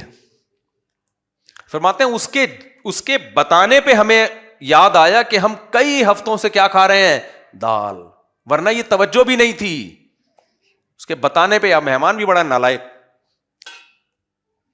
ایسے مہمان اکثر سسرال والے ہوا کرتے ہیں، ورنہ عام آدمی میں یہ جذبہ نہیں ہوتا، اتنی ہمت نہیں ہوتی. جو سسرالی نیچ قسم کے سسرالی ہوتے ہیں نا، وہ جب بھی داماد کے گھر جاتے ہیں فریج کھول کھول کے دیکھتے ہیں کہ اندر کیا رکھا، دیگچی کا ڈھکن ہٹائیں گے دودھ ہے کہ نہیں ہے. یہ ہوتے ہیں لو لیول کے سسرالی. تمیز کا سسرالی آئے گا، بیٹھ جائے گا آرام سے، جو پلا دیا پیے گا، نہیں ہوگا کوئی بات نہیں یار. تو حضرت فرماتے ہیں ہم نے سوچا کہ ڈاکٹر نے اپنے علم کے لحاظ سے بات کی ہے، اگر اللہ نے ہمیں ہماری پھلوں کی ضرورت ہوتی تو اللہ ہمیں پھل کے پیسے دیتا، نہیں دیے تو ضرورت نہیں ہے. چلو بھائی. لیکن حضرت کی اہلیہ بھی توکل والی تھی نا. آج کی خواتین ہوتی گھر جانے کے بجائے سیدھا کورٹ، اور جج بیٹھا ہوا ہوتا، وہ بیٹھا ہی دوسروں کی بیویوں کو طلاقیں دینے کے سلسلے میں ہے وہاں پہ. جی جج صاحب مجھے مینٹلی ٹارچر کیا جا رہا ہے، میرا میاں مجھے پھل نہیں کھلا سکتا، مجھے خلا چاہیے. ججوں نے بھی قرآن کی آیتیں رٹا لگا کے یاد کی ہوئی ہیں. وَإِنْ خِفْتُمْ اللہ یقیما حدود اللہ، اگر حدود اللہ پہ قائم نہیں رہ سکتے تو تنسیخ نکاح جائز ہے. تو حدود اللہ نہیں، پھل کے پیسے نہیں ہیں، حدود اللہ پہ قائم کہاں رہ سکتے ہیں؟ اس سے آپس میں کیا ہوگی؟ چپکلس ہوگی. میاں بیوی کا رشتہ ہماری عدالتوں نے گرل فرینڈ بوائے فرینڈ سے بھی زیادہ کمزور بنا دیا ہے. یہ تبھی میں چیخ چیخ کے تھک گیا ہوں. یہ خلا ولا نہیں ہوتا عدالتوں میں جو چل رہا ہے، یہ حرام خوری ہے. جج اپنی بیوی کو طلاق دے سکتا ہے، دوسروں کی بیویوں پہ جج کو کوئی حق نہیں ہے. عورت آئے گی اپنی مرضی سے، جائے گی شوہر کی مرضی سے. شوہر 3 ٹائم ڈیورس زبان سے پھوٹے گا تو طلاق ہوگی، ادروائز کچھ بھی نہیں ہوتا. ہاں ویلڈ ریزن ہو، ویلڈ ریزن، اور عورت گواہوں سے ثابت کرے کورٹ میں ویلڈ ریزن، پھر ہم اس کو تنسیخ نکاح مانتے ہیں. کوئی ویلڈ ریزن نہ ہو تو نہیں ہوتا. سمجھتے ہو کہ نہیں سمجھتے؟ ویلڈ ریزن کیا ہے؟ نان نفقہ ہی نہیں دے رہا اس کو، یا نکاح کر کے باہر ملک بھاگ گیا ہے، نہ رخصتی کر رہا ہے، نہ لے کے جا رہے، جیسے ہوتے ہیں بعض لوگ لٹکا دیتے ہیں. یہ ویلڈ ریزن ہے. ایسے نہیں ہو سکتا کہ کوئی بھی عورت اٹھ کے چلی جائے کورٹ میں مجھے میاں پسند نہیں ہے، یہ نہیں ہوتا. اس پہ تو میں ججوں سے بحث کر چکا ہوں. مگر خدا کے لیے تم لوگ پہلے ہی تمہارے اعمال پتہ نہیں اتنے اچھے ہیں نہیں ہیں، کیوں اپنے لیے جہنم کی آگ خرید رہے ہو یار؟ وکیلوں کو میں سمجھاتا رہتا ہوں، کیونکہ تم نے اگر اس کو خلا دلایا، وہ جہاں شادی کرے گی وہ زنا ہوگا. کسی کی بیوی سے اسلام میں نکاح جائز نہیں ہے، حرام کاری ہے، وہ زنا ہے. تو حضرت کی اہلیہ بھی توکل والی تھی. انہوں نے کہا بھائی ٹھیک ہے، اللہ نے میرے میاں کو پیسے دیے. تو یہ بھی نہیں کہ چلو بیگم اب دونوں مل کے جاب کرتے ہیں. یہ بھی آج کل ایک لبرل لوگوں میں بڑی مصیبت آ گئی. اکیلے میں گزارا نہیں ہوتا، اکیلے میں گزارا نہیں ہوتا. دونوں کو بھائی دیکھیں مہنگائی ہے، دونوں مل کے ایکچولی جب اسٹرگل کریں گے، انگلش میں ٹھش پش بھی لگا رہے ہوتے ہیں یہ ساتھ میں نا، ایکچولی دونوں مل کے جب اسٹرگل کریں گے تو پھر سوسائٹی میں ہم اچھے طریقے سے سروائیو کر سکتے ہیں. میرے دوستوں کو میرے حالات بتائیں، لوگ کہتے ہیں مولوی بڑا کما رہا ہے نا پیسے، اس لیے ایسی بڑی بڑی باتیں کر رہا ہے کہ گھر والوں کو جاب مت کراؤ. بھائی میرے حالات میرے دوستوں کو پتہ ہے کہ میں نے کن حالات میں بھی اپنے گھر والوں کو جاب نہیں کرنے دی. 3 بیگمات میں نے رکھی ہیں اتنی تھوڑی تنخواہ میں کہ آپ کو بتاؤں آپ بے ہوش ہو جاؤ یہاں پہ، اتنی تھوڑی تنخواہ میں. اور بچے بھی اس وقت میرے 10 یا 11 تو تھے. گھر والوں نے کہا ہمیں پڑھانے کے لیے جاب کر رہے تھے. میں نے کہا نو، بیوی گھر کی چار دیواری میں. بس میں پینڈو ہوں, دیسی ہوں, جو مرضی بول لو, ہمیں یہ لبرل پنے پر لعنت بھیجتا ہوں 100 دفعہ. یہ ماڈرنزم جو آپ لوگ جس کو فالو کر رہے ہو 100 بار لعنت بھیجتا ہوں. ہم اپنی پرم بچوں کو میں نے وصیت کی ہے, بہو آئے گی گھریلو, جاب والی نہیں آئے گی, بھوک سے مر جانا, جاب نہیں کرنے دوں گا میں. تو ہم تو دیسی ہیں بھائی, پینڈو سمجھو آپ ہمیں. میرا خیال ہے نہیں آ رہی سمجھ بات. نہیں, ہماری پرمپرا ہی نہیں ہے کہ عورتیں جاب کریں. میں حلال حرام کی بات نہیں کر رہا کہ عورت کا جاب کرنا حرام ہے, یہ میں فتوا تو دے ہی نہیں رہا, جائز ہے, پردے میں جاتی ہے, جائز ہے. ہماری پرمپرا کیا ہے, عورت گھر کی چار دیواری میں. بیٹیوں کو رخصت کرنے سے پہلے بھی بتایا ہے, جاب کی نا اگر, جہاں بھی بیٹیاں دی ہیں نا ان کو بولا یہ جاب نہیں کرے گی, کہ نسلیں بھی, اور جو نسلوں میں بیٹیاں پیدا ہوں گی وہ بھی جاب نہیں کریں گی. عورت گھر کی چار دیواری کی زینت ہے. ہم انگریز نہیں ہے بھائی, انہوں نے عورت کو گھر سے نکال کے جو حشر ہوا ہے نا, اینڈنگ یہی ہے, سمجھ رہے ہو, جو انہوں نے گھروں سے نکالا ہے نا عورتوں کو, انگریزوں نے نکالا نا, اس کا انجام دیکھو. سوسائٹی فوراً تب خراب نہیں ہو جاتی, خراب ہونے میں ٹائم لگتا ہے. تو اینڈنگ وہی ہے جو وہاں ہے.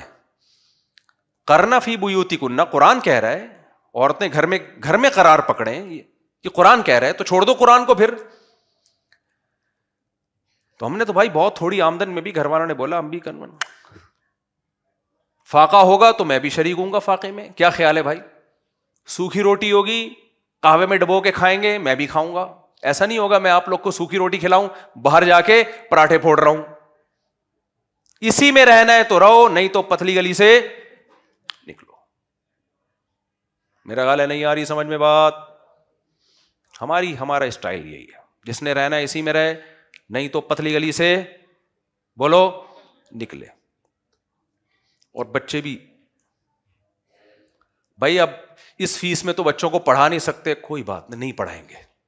ہم نے اس دنیا کو اپنے لیے عذاب بنایا نہیں ہے.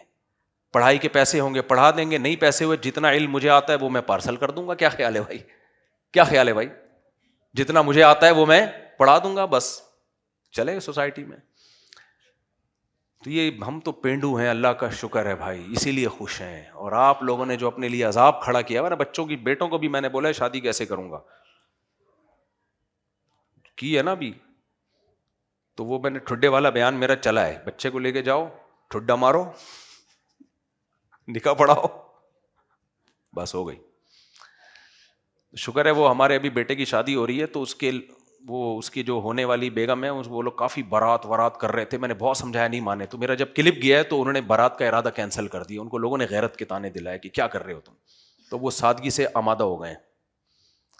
تو آج ہی نکاح ہے اس کا. مجھے ابھی یاد آیا کہ میرے بچے کا بھی نکاح ہے.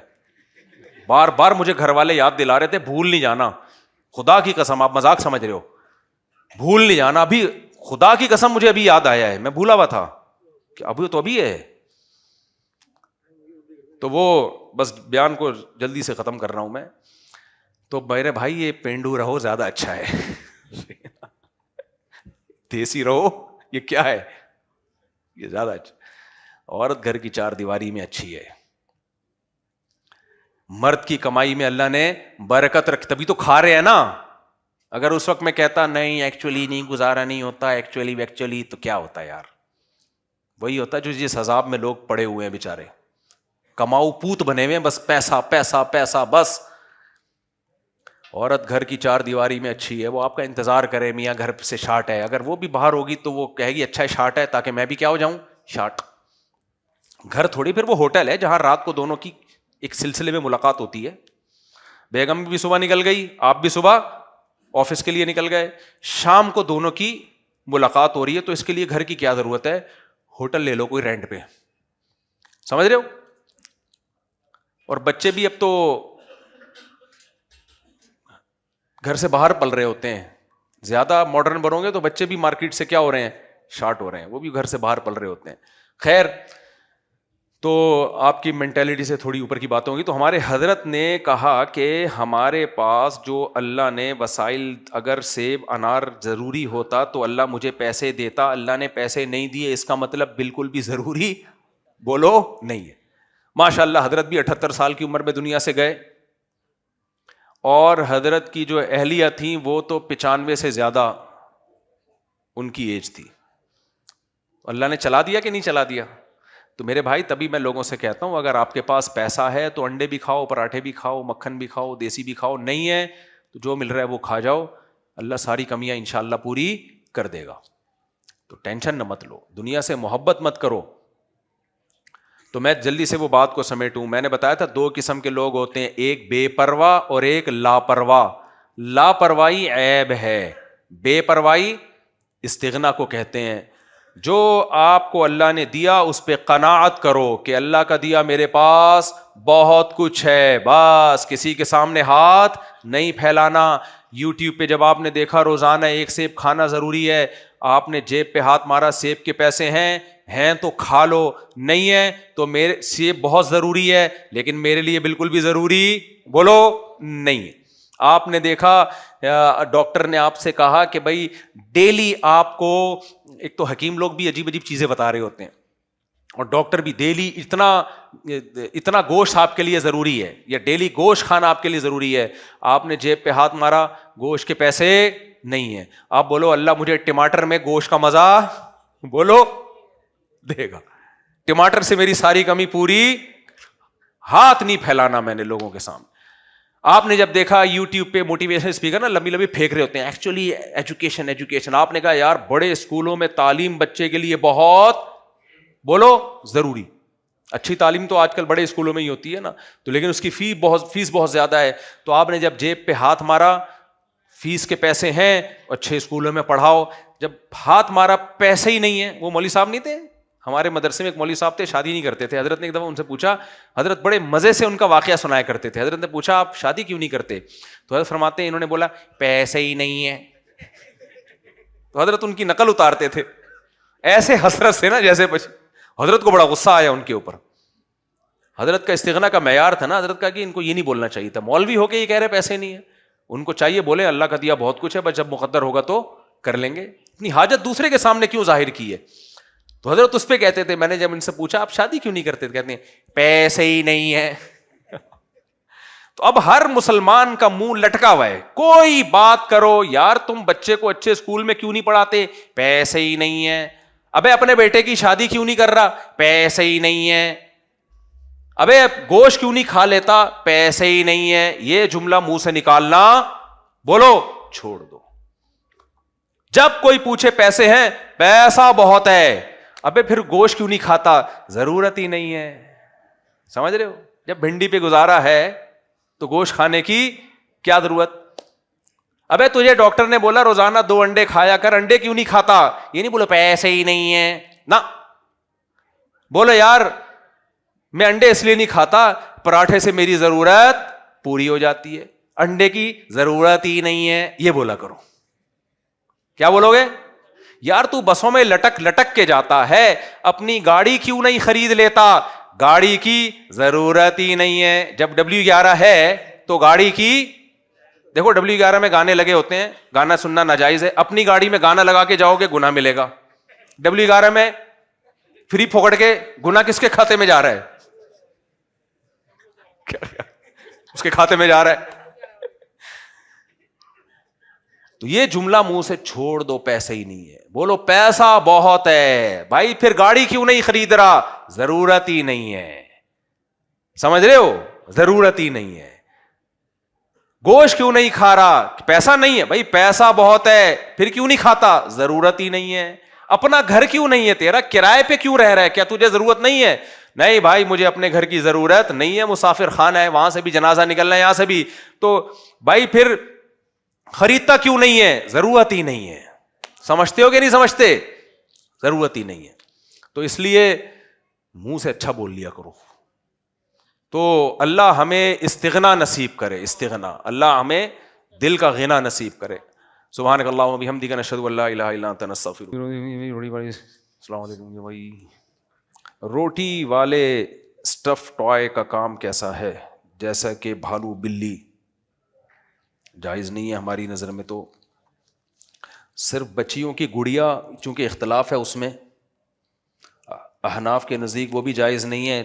باقی ائمہ کے نزدیک بچوں کی گڑیا سے کھیلنے کی بچیوں کو اجازت ہے. تو جس مسئلے میں اختلاف ہو جاتا ہے نا تو اس میں کاروبار کی حد تک وہ جائز ہو جاتا ہے, بزنس کی حد تک وہ جائز ہو جاتا ہے.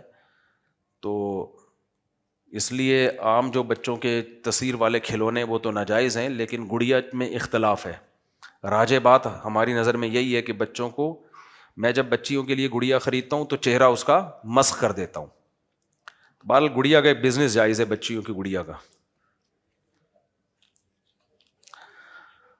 اسلام جب بجلی بالکل نہ ملے تو کنڈے کی بجلی لگا سکتے ہیں. بعض علاقوں میں گورنمنٹ نے کنڈے کی بجلی کو خود برداشت کیا ہوا ہے, سب نے کنڈا لگایا ہوا ہے تو حکومت ہر گھر سے 500 روپے لیتی ہے, تو ایسی جگہوں پہ جائز ہے. اور اگر گھروں میں پراپر میٹر گورنمنٹ نے لگائے ہوئے ہیں, کنڈے کے استعمال پہ پابندی ہے, تو وہاں پھر ناجائز ہے, پھر بجلی چوری کرنے کا گناہ ہوگا.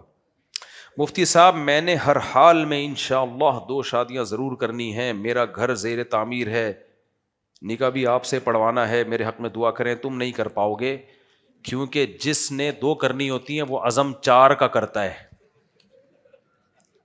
پھر جا کے 2 شاید ہو جائیں.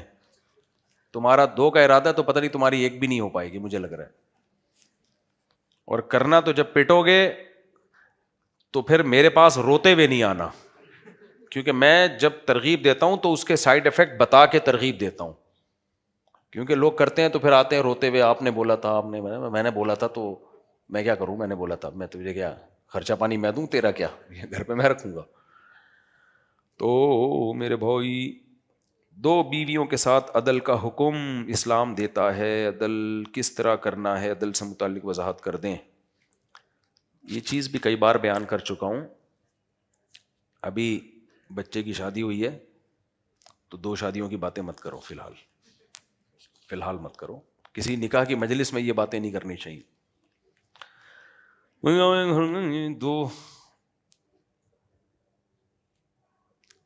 ایک گھر میں 2 پورشن ہوں, ایک بیوی کے پاس 1 کمرہ باتھ روم کچن ہو اور دوسری کے پاس 2 کمرے باتھ روم کچن, چاہیے جائز ہے. دونوں کو برابر دینا لازم ہے, لیکن اگر دونوں اس پہ راضی ہیں تو پھر ٹھیک ہے. 100% ایک جیسا گھر تو نہیں بنتا ہی نہیں ہے نا, ایسے پورشن ملنا ناممکن ہے. تو ان کو راضی کر لیا جائے اس پہ کہ بھائی اب ایک گھر میں ایک ہے, ایک گھر میں تو جس کے بچے ہیں اس کو وہ 2 کمروں والا 3 کمروں والا دے دیں, جس کے بچے نہیں ہیں اس کو 1 کمرے والا دے دیں. مفتی صاحب میرا آپ سے سوال یہ ہے کہ ابھی گل پلازا میں جب آگ لگی, وہاں پر دکانوں کو دیواروں پر کچھ قرآنی آیات لکھی ہوئی تھی جو نہیں جلی. ہمارے رشتے دار کے گھروں میں آگ لگ گئی, اس میں قرآن پاک بھی جل گیا, مگر قرآن پاک کی حفاظت تو اللہ نے خود وعدہ کیا ہے. قرآن کی حفاظت کا وعدے کا مطلب یہ ہے کہ قرآن تحریف سے پاک رہے گا. یہ مطلب نہیں ہے کہ قرآن کے مصحف میں آگ نہیں لگ سکتی یا آیتیں جل نہیں سکتی ہیں, تو جب آگ لگے گی تو سب کچھ جل جاتا ہے اس میں. تو قرآن کی حفاظت کا اللہ نے وعدہ کرنے کا مطلب قرآن تحریف سے پاک رہے گا, محفوظ ہے نا. جیسے 1400 سال پہلے نازل ہوا, آج بھی اسی طرح سے پڑھا جاتا ہے. اور یہاں سے کسی نے سوال پوچھنا ہے تو پوچھ لیں.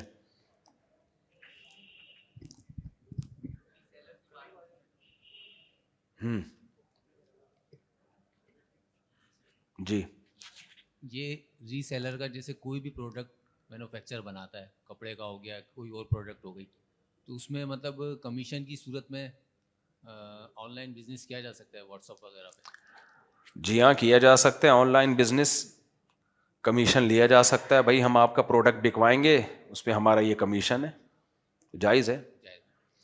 دیکھیں آن لائن جب بزنس کرتے ہیں تو چند صورتیں ہوتی ہیں, وہ میں بتا دیتا ہوں. ان میں کچھ ناجائز ہیں, کچھ جائز ہیں. پہلے ناجائز صورت بتا دوں تاکہ پتہ چلے یہ جائز نہیں, اس کے علاوہ جائز ہے. آن لائن جو گڑبڑ ہو رہی ہے وہ یہ ہو رہی ہے, مثال کے طور پر جمشید کے پاس کوئی گھڑی رکھی ہوئی ہے. گھڑی کس کے پاس ہے؟ جمشید کے پاس.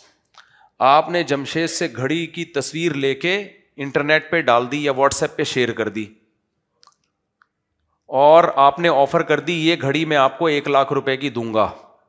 حالانکہ وہ گھڑی آپ نے ابھی خریدی بھی نہیں ہے اور آپ کے قبضے میں بھی نہیں آئی ہے. آپ نے لوگوں کو آفر دے دی کہ گھڑی میں آپ کو کتنے کی دے رہا ہوں, 1 لاکھ کی. ستار بھائی کا فون آیا, یار وہ آپ نے ڈسپلے پہ ڈالی ہوئی ہے یہ گھڑی کی تصویر 1 لاکھ کی دے رہے ہیں, ہاں بھائی میرے اکاؤنٹ میں پیسے بھیج دے, اس نے پیسے بھیج دیے, آپ نے جمشید سے 80,000 کی خریدی اور 1 لاکھ کی اس کو پہنا دی. یہ حرام ہے, ناجائز ہے, کیونکہ جو چیز آپ نے ابھی تک خریدی نہیں ہے اور خریدنا بھی کافی نہیں ہے, قبضے میں نہیں آئی ہے, اس کو آگے بیچنا آپ کے لیے شرعاً جائز نہیں ہے. آپ نے ابھی خریدی بھی نہیں تھی اور قبضہ بھی نہیں کیا تھا, آپ نے آگے ستار کو بیچ دی, یہ والی صورت کیا ہے, بولو, ناجائز ہے. اور آن لائن میں آج کل یہی ہو رہا ہے, تو اس سے اوائڈ کرو. اب اس سے بچنے کا طریقہ کیا ہے؟ اس سے بچنے کا طریقہ اب وہ میں آپ کو بتا دیتا ہوں. ستار کو گھڑی چاہیے, آپ نے ڈسپلے پہ جمشید کی گھڑی ڈالی ہوئی ہے, ٹھیک ہے نا, جمشید کی گھڑی آپ نے, جمشید کوئی کمپنی بھی ہو سکتی ہے نا یار, کچھ بھی ہو سکتا ہے, گھڑیوں کی کمپنی بھی ہو سکتی ہے, ایک گھڑی نہیں 100 گھڑیاں آپ نے ڈسپلے پہ اپنے ویب سائٹ پہ ڈال دی. ستار کا فون آیا, یہ والی گھڑی میرے کو چاہیے, بتا کتنے کی دے گا؟ آپ نے کہا 1 لاکھ کی دوں گا. اس نے کہا ٹھیک ہے, میں 1 لاکھ روپے آپ کے اکاؤنٹ میں ڈال رہا ہوں, یہ گھڑی میری ہوئی. آپ کہ نہیں, آپ کی نہیں ہوئی, آپ کو میں یہ گھڑی 1 لاکھ روپے کی دوں گا, دی نہیں ہے بلکہ دوں گا. آپ نے فوراً جمشید کو فون کیا, جمشید دے رہا ہے گھڑی 80,000 کی, تو نے وعدہ کیا تھا میں تجھے 80 کی دوں گا, تو کسٹمر لے کر آ, آج تو اپنا وعدہ بھول تو نہیں گیا؟ مجھے کوئی کسٹمر ملا ہے یا نہیں ملا, جو بھی ہے اس کا اس سے کیا لینا تھا, مجھے 80 کی بیچ رہا ہے. اس نے کہا ٹھیک ہے, میں نے آپ کو 80 کی بیچی, ادھر ڈن ہوا. اب آپ کیا کرو گے؟ اس گھڑی پہ قبضہ کرو گے. قبضے کا طریقہ یا تو خود قبضہ کرو, یا جمشید ہی کی دکان پہ کسی کو وکیل بنا دو کہ یار میری طرف سے اس کو گھڑی پکڑا دے, یا گھڑی تھوڑی سائڈ پہ باقی گھڑیوں سے ممتاز اور جدا کر کے کر دے, الگ ہو گئی, یہ قبضہ کہلائے گا.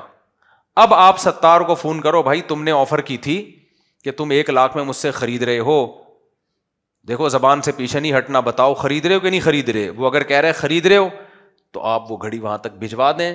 اگر وہ کہہ رہے نہیں میرا ارادہ بدل گیا ہے, تو اب وہ آپ کو پہننی پڑے گی گھڑی, سمجھتے ہو؟ پھر آپ جمشید سے کہیں یار واپس لے تو ریکویسٹ ہے, تو جمشید لے لے تو ٹھیک ہے, نہیں لے تو وہ بس ہو گیا پکا سودا. میں سمجھا پا رہا ہوں؟ صاف حدیث میں منع ہے بھائی, جو چیز آپ نے خریدی نہیں ہے اور جو آپ کی ملکیت میں نہیں ہے اور قبضے میں بھی نہیں ہے, وہ آپ آگے کسی کو بیچ نہیں سکتے. بیچنے کا وعدہ کر سکتے ہیں, وعدہ کر لیں آپ, میں تمہیں دوں گا, میں تمہیں, جیسے ہم میڈیکل اسٹور والے سے کہتے ہیں یار یہ دوا ہمیں چاہیے, وہ کہہ رہے یہ دوا تو میرے پاس نہیں, یار کہیں سے منگا دے یار, تو وہ منگاتا ہے, پھر آپ اسٹور پہ جاتے ہو, نئے سرے سے دوبارہ سودے بازی کرتے ہو. ہاں وہ آپ کو پکا کرتا ہے, دیکھ میں تیرے لیے منگوا رہا ہوں, نہیں خریدی نا تو یہ دوا کوئی خریدار نہیں ہے. تو آپ کو چاہیے اس وعدے کے پابند رہو, آپ اخلاقی طور پر, وہ بھی پابند رہے, آپ بھی پابند رہو. تو ایک طریقہ تو یہ ہے آن لائن بزنس کا. دوسرا طریقہ کیا ہے؟ دوسرا یہ کہ آپ خرید کے بیچو نہیں, بلکہ خرید و فروخت کے درمیان کمیشن ایجنٹ بن جاؤ. کمیشن ایجنٹ, جمشید کو بولو یار میں تیرا مال بکواؤں گا مارکیٹ میں, اور جتنے کی بکے گی بیچنا تو نے ہے, مال تیرا یہاں سے جائے گا, 1 گھڑی کا مجھے اتنا پیسہ چاہیے. سمجھ میں آ رہی ہے بات؟ یہ گھڑی بکوا رہا ہوں, اس کا اتنا پیسہ چاہیے مجھے. یا تو یہ بھی کر سکتے ہو, ہر چیز کا الگ الگ کمیشن طے کرو, یا یہ بھی کہ جب بھی تیرا مال بکے گا تو ہر دفعہ مجھے اتنے پیسے ملیں گے. تو اس میں آپ نے ستار کو کیا فون کرنا ہے؟ ستار کو یہ نہیں کہنا کہ میں تجھے گھڑی بیچ رہا ہوں, ستار کو آپ نے یہ کہنا ہے کہ بھائی میں آپ کو یہ گھڑی دلوا رہا ہوں, آپ کے گھر میں ڈیلیور ہو جائے گی, اور بس یہ میں آپ کو خریدوا رہا ہوں. صاف لفظوں میں اس کو بولو, یہ نہیں کہو کہ میں بیچ رہا ہوں, بھائی یہ گھڑی آپ کے لیے ارینج کروا دوں گا. تو کمیشن تو آپ نے جمشید سے لینا ہے نا, ستار سے تو کچھ لینا دینا ہی نہیں ہے. تو جمشید کو فون کرو, سر جی یہ گھڑی میں نے آپ کی بکوا دی ہے, آپ فلاں لوکیشن پہ پہنچوا دیں.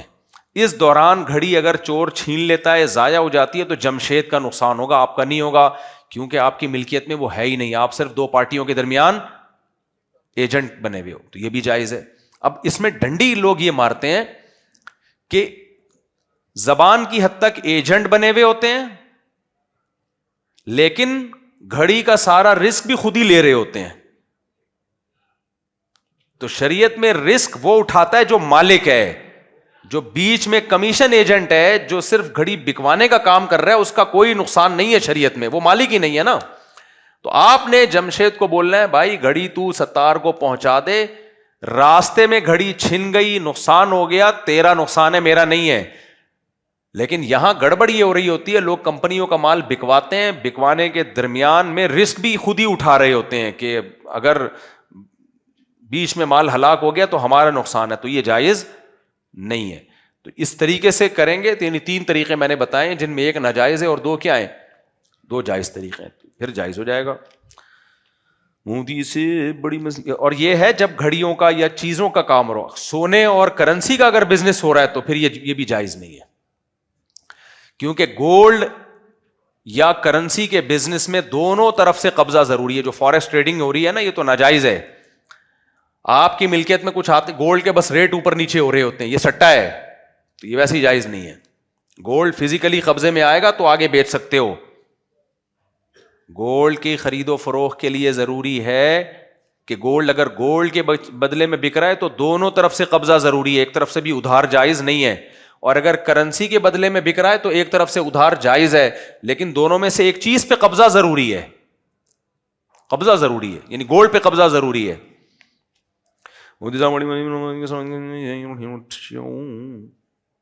بھائی 2 صفوں کے آگے سے گزر سکتے ہیں. چپل والی جگہ نماز پڑھنا جائز ہے, واش روم سے لوگ آتے ہیں جنازہ میں ہوتے ہیں. ابے جائز ہے چپل والی جگہ بھی, بس جگہ پاک ہونی چاہیے. ایک مسلمان کہتے ہیں اللہ پاک بھی اگر انصاف نہ کرتے تو میں اللہ کو بھی نہ مانتا. پتہ نہیں کیا کہہ رہے ہیں, ایسے فضول باتیں نہیں کرنی چاہیے, زبان سے نا احتیاط والے الفاظ نکالنے چاہیے. مفتی صاحب آپ نے پچھلے اتوار کو جمعے کے بعد ملاقات کا وقت دیا تھا, برائے مہربانی آج لازمی ملاقات کر لینا.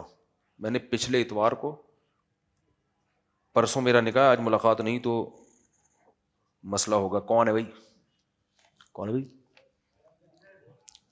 آپ کو میں نے کہا تھا جمعے کے بعد, عصر میں بولا ہوگا. ہاں تو عصر میں آ جانا, ٹھیک ہے. اور کوئی بھائی؟ السلام علیکم مفتی صاحب, ہماری جماعت واگا بارڈر سے آئی ہے. مولانا سعد صاحب سے ملاقات ہوئی تو انہوں نے سلام پیش کیا تھا. کون سے مولانا؟ مولانا سعد صاحب نظام الدین سے. اچھا ماشاء اللہ, علیکم علیہ السلام. بھاگا بارڈر سے؟ جی واگا بارڈر سے. خیر کرے, بم تو نہیں ہے جیب میں؟ 4 مہینے پہلے کی جماعت تھی ہماری, اچھا. پورا ہو گیا وقت, آپ سے ملاقات تھی اور سلام پیش چلیں کیا. جی, اللہ خوش رکھے, جزاک اللہ, جزاک اللہ. ملاقات نہیں ہو سکی تھی آپ سے, ہم کہا ہم ملاقات کر لیں. اچھا ہوا بارڈر پہ نہیں ہوئی ملاقات, کیا تو نہیں بم لے کے آ رہے ہوتے تو نہیں کیا ہوتا. اچھا اچھا اچھا, جی جی بھائی وہ کچھ پوچھ رہے ہیں. پیدل جماعت میں نکلے ہوئے ہیں؟ ماشاء اللہ جی, بڑی ہمت کی بات ہے جی, اللہ قبول کرے یار. السلام علیکم. والوں کی بڑی قربانی ہے بھائی. جی جی, جو آن لائن اپلیکیشن لون دیتی ہیں یہ تو واضح ہے کہ سود ہے جی, تو ان کا جو واپسی ہے اگر کوئی نہیں کرتا تو اس کا کیا حکم ہے؟ دیکھو سود کی رقم شریعت میں اگر واپس نہ بھی کی جائے نا, قرضہ جتنا لیا ہے وہ تو بہرحال واپس کرنا پڑے گا. جو سود کا ایگریمنٹ ہے نا اسلام میں وہ باطل ہے.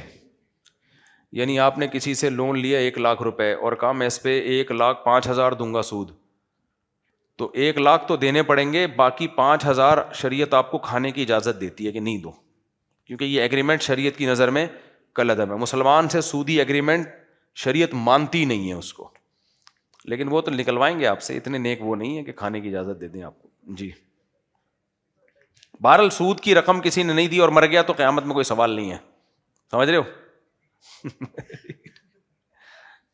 جی, بلکہ اس سے سوال ہوگا کہ کیوں مانگ رہا ہے. السلام علیکم. مائک قریب کریں نا, تھوڑا زور سے بولیں. السلام علیکم مفتی صاحب, میں کلفٹن میں رہتا ہوں, بیریا میں کام کرتا ہوں نا. ماشاء اللہ. کچھ دن پہلے میں نے آپ کا بیان سنا تھا اور ماشاء اللہ میں کووڈ سے پہلے آپ کو فالو کرتا ہوں, تو سنت وغیرہ بھی رکھی ہے آپ کی. ماشاء اللہ, اللہ تعالیٰ قبول کرے. تو تھوڑا مائک قریب کریں یار. آپ کا بیان سن کے نا تو میرے بچوں نے دیکھا نا کہ آپ نے بیان کیا تھا کہ کچھ دن بعد مطلب میاں یاد ہے نا, تو بچے بولتے ہیں کہ انکل آئے میں, تو میرا نام جمشید ہے. اچھا, آپ جمشید کو بولتے رہتے ہیں نا, تو یار پہلے میں سلیم کرتا, کئی لوگ ملے ہمارا نام سلیم ہے, پھر میں ستار پہ آ گیا, کئی لوگ میں ہمارا, تو اب میں جمشید. تو وہ جمشید میرا نام ہے, وہ پھر وہی بولتے ہیں کہ ابو امی جمشید آئے ہیں باہر نا. اچھا اب وہ مجھے چڑھاتے ہیں کافی دن, مطلب 3-4 دن تو میں چھوڑ دوں یعنی بیان میں جمشید نہیں نام؟ میں یہ نہیں کہہ رہا ہوں, اچھا اچھا مطلب آپ کو یہ بتا رہا ہوں کہ ابو مجھے یہی بولتے ہیں وہ بیان سننے کے بعد. اچھا تو میں آپ سے ملاقات کرنے کے لیے چلو اللہ خوش رکھے. ٹھیک 2-3 اتوار سے آ رہا ہوں, مطلب آپ ملاقات نہیں. ابھی ملاقات کر لیں جلدی سے. اور کوئی بھائی سوال؟ وہ پیچھے بیٹھے ہوئے سوال پوچھنا چاہ رہے ہیں. وعلیکم. جمشید سے آج ملاقات ہو گئی بھائی, دیکھ لو یار. چلو جی, آپ نے گھڑی تو نہیں ابھی جمشید کو گھڑی کی مثال دے رہا تھا. چلیں ٹھیک. السلام علیکم مفتی صاحب. وعلیکم السلام. اچھا میرا سوال یہ ہے کہ اسلامک بینک سے ہاؤس فائنینس کرانا ٹھیک ہے؟ جائز ہے کیونکہ اس میں 30 اور 70% کی پارٹنرشپ کا وہ کہہ رہے تھے. جی ایسا ہی ہوتا ہے. اور رینٹل ایگریمنٹ کے ذریعے تو یہ اسلام ہاں جائز ہے جائز ہے. ٹھیک ہے تھینک یو. وہ بھائی پوچھ رہے ہیں, وہ مائک دیں یار, ایک بندہ گھومتا رہے یہاں کھڑے ہو کے, وہ مائک جو ہاتھ اٹھائے اس کو مائک پہنچایا کریں. وہ پہلے سے.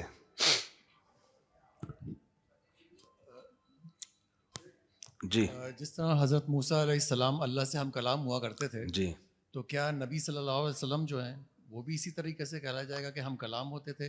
اور کیا جو حضرت ابراہیم علیہ السلام سے جو ایک مکالمہ ہے نا, وَإِذْ قَالَ إِبْرَاهِيمُ رَبِّ أَرِنِي كَيْفَ تُحْيِي الْمَوْتَى, تو انہوں نے جواب دیا کہ قَالَ وَلَمْ تُؤْمِن, تو ایسا لگتا ہے جیسے یہ بھی ہے آمنے سامنے بات ہو رہی ہے. دیکھیں حضرت ابراہیم علیہ السلام کا جو اللہ سے مکالمہ تھا وہ بذریعہ وحی تھا, وہ براہ راست نہیں تھا. یعنی بھائی کا سوال یہ ہے کہ کیا اللہ جیسے حضرت موسیٰ علیہ السلام سے براہ راست ہم کلام ہوتے تھے, تو کیا نبی صلی اللہ علیہ وسلم سے بھی اللہ براہ راست ہم کلام ہوتے تھے؟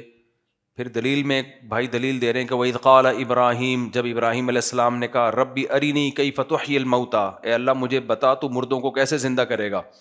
تو اس سے پتہ چل رہا ہے کہ ابراہیم علیہ السلام بھی اللہ سے براہ راست ہم کلام ہوتے تھے. تو اس کا جواب قرآن نے بہت واضح دیا ہے.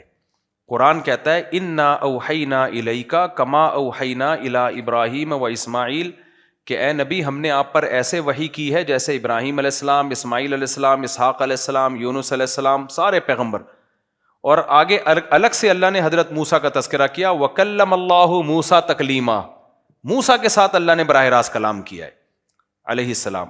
تو پتہ چلتا ہے کہ یہ موسیٰ علیہ السلام کی ایک جزوی فضیلت ہے کہ براہ راست اللہ نے حضرت موسیٰ سے کلام کیا ہے. باقی تمام پیغمبروں پر, جن میں سید الانبیاء بھی داخل ہیں, تمام پیغمبروں پر جبریل کے ذریعے یا خواب کے ذریعے وحی آتی تھی. تو یہ ہمیں قرآن سے یہی پتہ چلتا ہے, ورنہ اللہ حضرت موسیٰ کو الگ سے بیان نہ کرتا اور آپ کا لقب کلیم اللہ نہ ہوتا.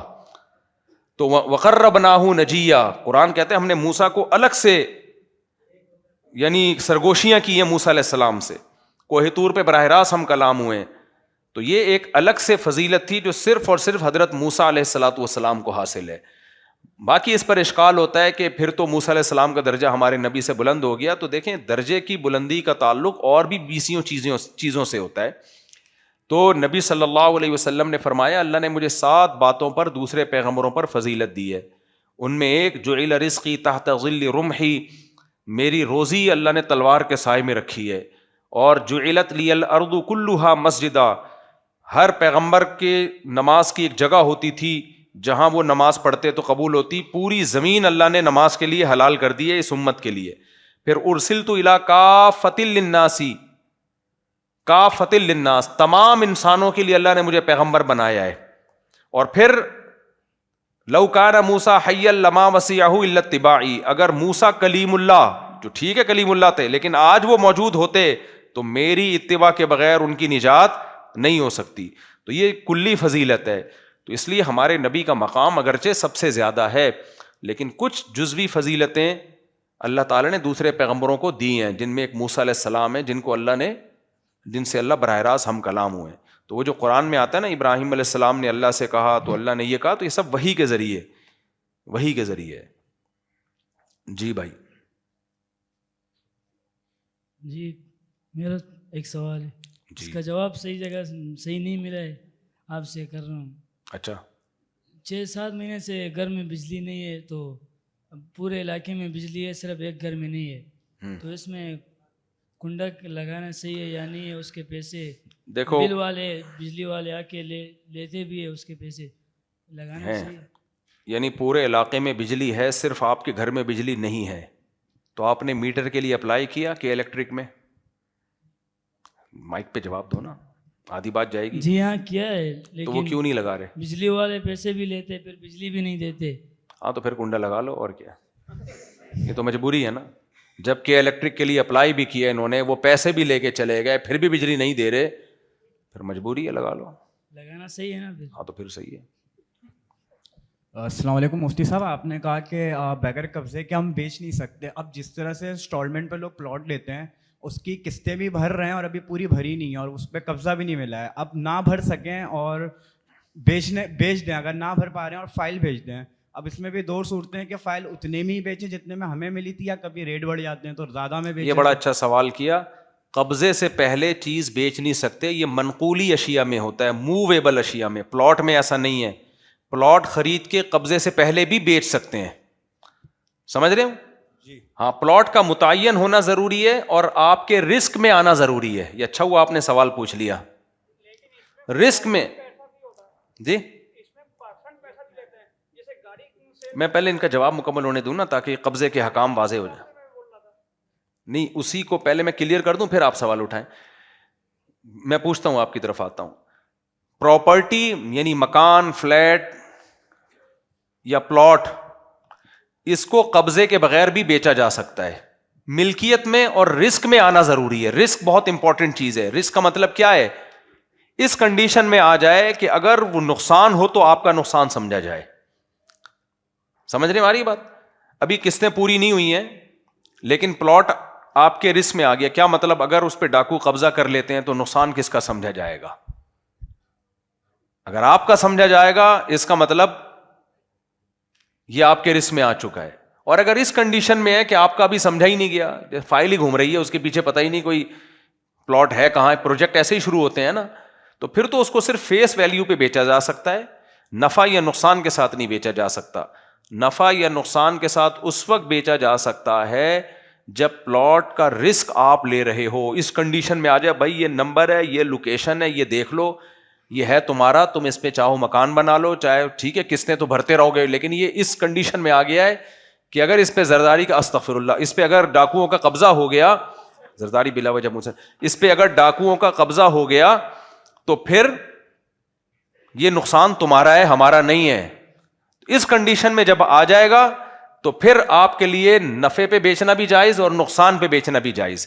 اس سے پہلے جتنے کا خریدا اس پہ بیچ سکتے ہیں, اس کو بیچنا نہیں کہیں گے. شریعت کہتی ہے کہ اپنے حق سے دستبردار ہو رہا ہے دوسرے کے حق میں. بھائی میں نے 50,000 دے کے یہ حق لیا تھا کہ اس پلاٹ جب بنے گا تو میرا ہوگا, تو یہ رائٹ میں تمہیں دے رہا ہوں, میں کھسک رہا ہوں اس معاملے سے, تم 50,000 ڈال دو, میں کھسک رہا ہوں. تو فیس ویلیو پہ بیچ سکتے ہیں. نفع نقصان پہ اس وقت بیچ سکتے ہیں جب وہ پلاٹ یا پراپرٹی اس کنڈیشن میں آ جائے کہ نقصان کس کا سمجھا جائے, آپ کا. اسی میں ایک اور چیز ایڈ کر لیں, آج کل لوگ فلیٹ بنا رہے ہوتے ہیں, کنسٹرکشن کا کام چل رہا ہے, جو بلڈر آپ سے ایڈوانس پیسے لے لیتا ہے کہ آپ کا فلیٹ بن رہا ہے, تو ابھی بنا نہیں ہے, آپ کا ارادہ ہوا بیچ سے کھسک جاؤں, تو جب تک فلیٹ تیار نہیں ہوا ہے نا تو رسک نہیں آئے گا نا آپ کا. بھائی ہوا میں تو نہیں, ابھی تو پروجیکٹ ہے آپ کا, فلیٹ ادھر ہوا میں 4تھی منزل پر ہوگا, ہوا ہے وہاں بھی, بنا کچھ بھی نہیں ہے, تو بھی فیس ویلیو پہ تو آپ بیچ سکتے ہو اس کاغذ کو. نفع نقصان پہ نہیں بیچ سکتے. نفع نقصان پہ اس وقت بیچ سکتے ہو جب وہ فلیٹ کا اسٹرکچر وجود میں آ جائے, بے شک اس کی فنیشنگ نہ ہوئی ہو, ڈھانچہ وجود میں آ جائے. یہ فلیٹ ہے, یہ 4 دیواری ہے, 4 دیواری بن گئی, اب یہاں واش روم آئے گا, یہاں جو 4 دیواری بن جائے اس کی, کیونکہ 4 دیواری بننے کے بعد وہ اس کنڈیشن میں آتا ہے کہ اس پہ زرداری کا قصد, پھر کی مصیبت, اس پہ کسی کا بھی قبضہ ہو سکتا ہے. سمجھ میں آ رہی ہے بات کہ نہیں آ رہی؟ اس پہ قبضہ ہو سکتا ہے. سمجھ میں آ رہی ہے نا بات؟ رسک, شریعت اسلام اجازت نہیں دیتا آپ کو کہ اس چیز پہ نفع کماؤ جس چیز کا رسک نہیں لے رہے آپ. یہ فلسفہ ہے. رسک آپ کا ہونا چاہیے, رسک ٹرانسفر ہوگا تو پھر پروفٹ لے سکتے ہو آپ, ادروائز نہیں. تو یہ جو ٹھیکے پہ لوگ بلڈنگیں بنوا رہے ہوتے ہیں نا, تو لوگ ہم سے بہت یہ مسئلہ پوچھتے ہیں, میرا فلیٹ ابھی وہاں بن رہا ہے, ابھی بنا نہیں ہے, تو بھائی اگر ڈھانچہ کھڑا ہو گیا تو آگے کسی کو بیچ سکتے ہو, چاہے آپ نے ابھی قسطیں پوری بھری نہیں ہے, اگر ڈھانچہ بھی کھڑا نہیں ہوا تو وہ نہیں بیچ سکتے آپ اس کو, صرف فیس ویلیو پہ بیچ سکتے. اب آپ پوچھیں, کیا پوچھ رہے تھے؟ میں پوچھ رہا تھا, جیسے انہوں نے کہا میں یہ کہہ رہا تھا کہ جیسے انہوں نے کہا پلاٹ یا مکان ہم سیل کر رہے ہیں اس پہ اتنی پیمنٹ، تو آپ مثال کے طور پہ ایک چیز ہے 35 لاکھ روپے کی، اب اس پہ پرسن لے کے اوپر پیسے لے رہے ہیں، ایک سال اسٹیٹ ایجنٹ لے رہا ہے، اسٹیٹ ایجنٹ لے رہا ہے، جیسے گاڑیاں بیچتے ہیں 35 لاکھ کی، اس پہ پرسن لے رہا ہے وہ، تو کیا حرام ہے یا حلال ہے؟ نہیں حلال ہے. اسٹیٹ ایجنٹ دیکھیں دو طریقے ہوتے ہیں کسی ایجنٹ کے پیسے کمانے کے. وہ یہ ہوتا ہے کہ آپ کی پراپرٹی میں بکوا رہا ہوں، جتنے کی بکے گی اتنے % میں لوں گا، یہ بھی جائز ہے. دوسرا طریقہ یہ ہوتا ہے کہ آپ کی پراپرٹی کے 40 لاکھ میں آپ کو دوں گا، اوپر کی جتنی بکے وہ سارے میرے ہیں، یہ بھی جائز ہے مگر کراہت کے ساتھ. ناپسندیدہ ہے یہ طریقہ مگر گنجائش اس کی بھی ہے. افضل طریقہ بے غبار طریقہ یہ ہے کہ بھائی آپ کی پراپرٹی جتنے کی بکے گی پورے پیسے آپ کو ملیں گے، میں اس میں اتنے % کمیشن لوں گا، تو یہ جائز ہے. جی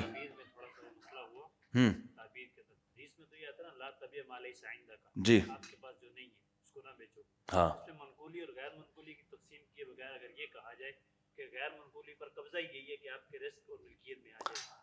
بس عوام کی زبان میں عوامی اسٹائل میں سمجھانے کی ضرورت ہوتی ہے نا.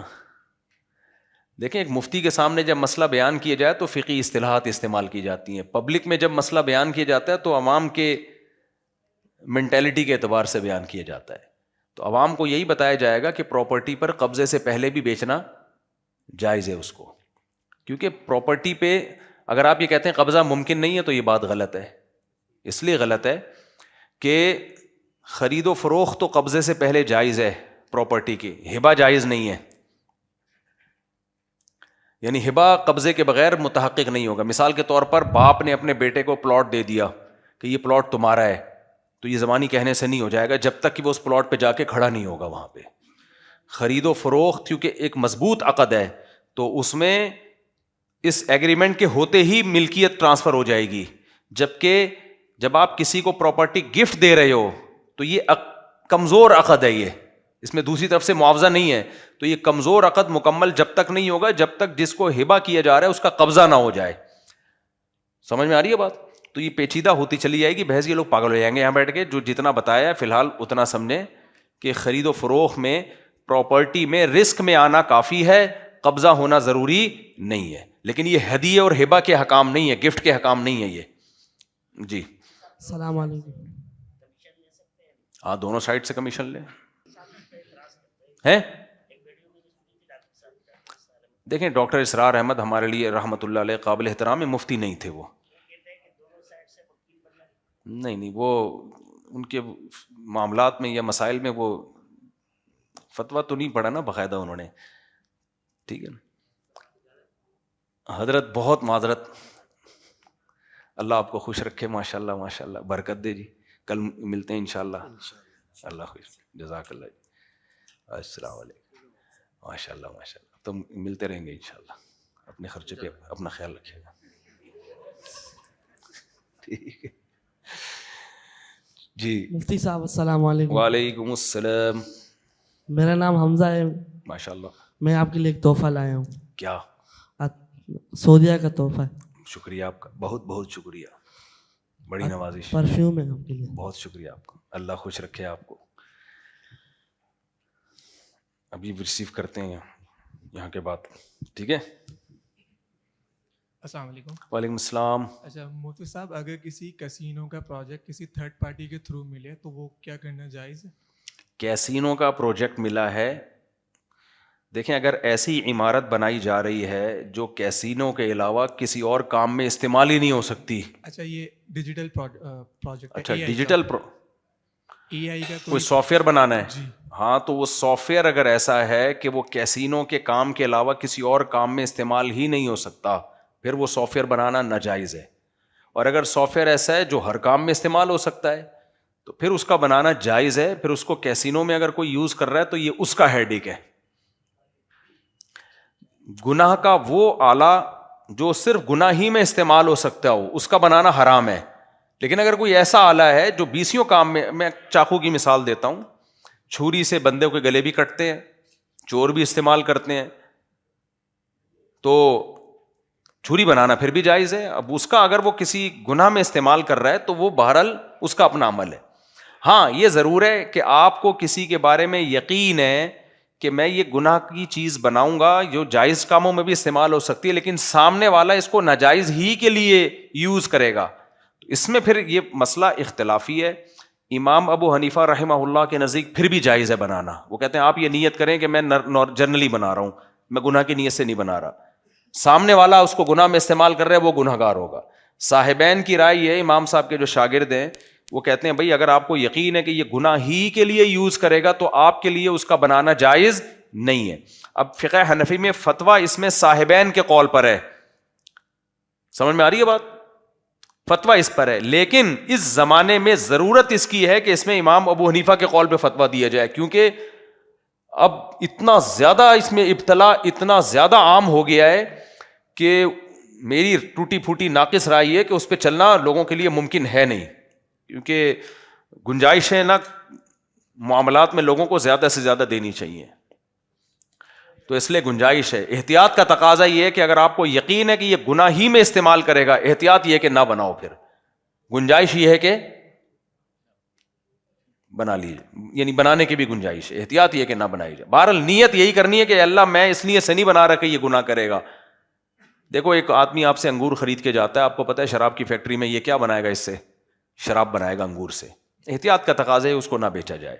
فتوے کا تقاضا کیا ہے کہ جائز ہے بھائی آپ نیت یہ کرو بھائی اللہ ہم تو انگور بیچ رہے ہیں, اب یہ شراب بنا رہا ہے, یہ اس کا ہیڈک ہے, میں تھوڑی اس کو کہہ رہا ہوں کہ تو بنا بھائی, صحیح ہے نا, تو گنجائش ہی ہے. تو فقہا کے اختلاف کا فائدہ ہوتا ہے نا. حضرت مولانا شریف تھانوی رحمہ اللہ تعالیٰ کا ملفوظ ہے کہ اس زمانے میں کاروباری معاملات میں جتنی لوگوں کو گنجائش دی جا سکتی ہے دی جائے, خالص حرام سے بچ جائیں, یہ بہت بڑی بات ہے. شراب کی فیکٹری نہ کھول کے بیٹھے, انگور بیچتا رہے, ٹھیک ہے نا, تو گنجائش ہے اس کی.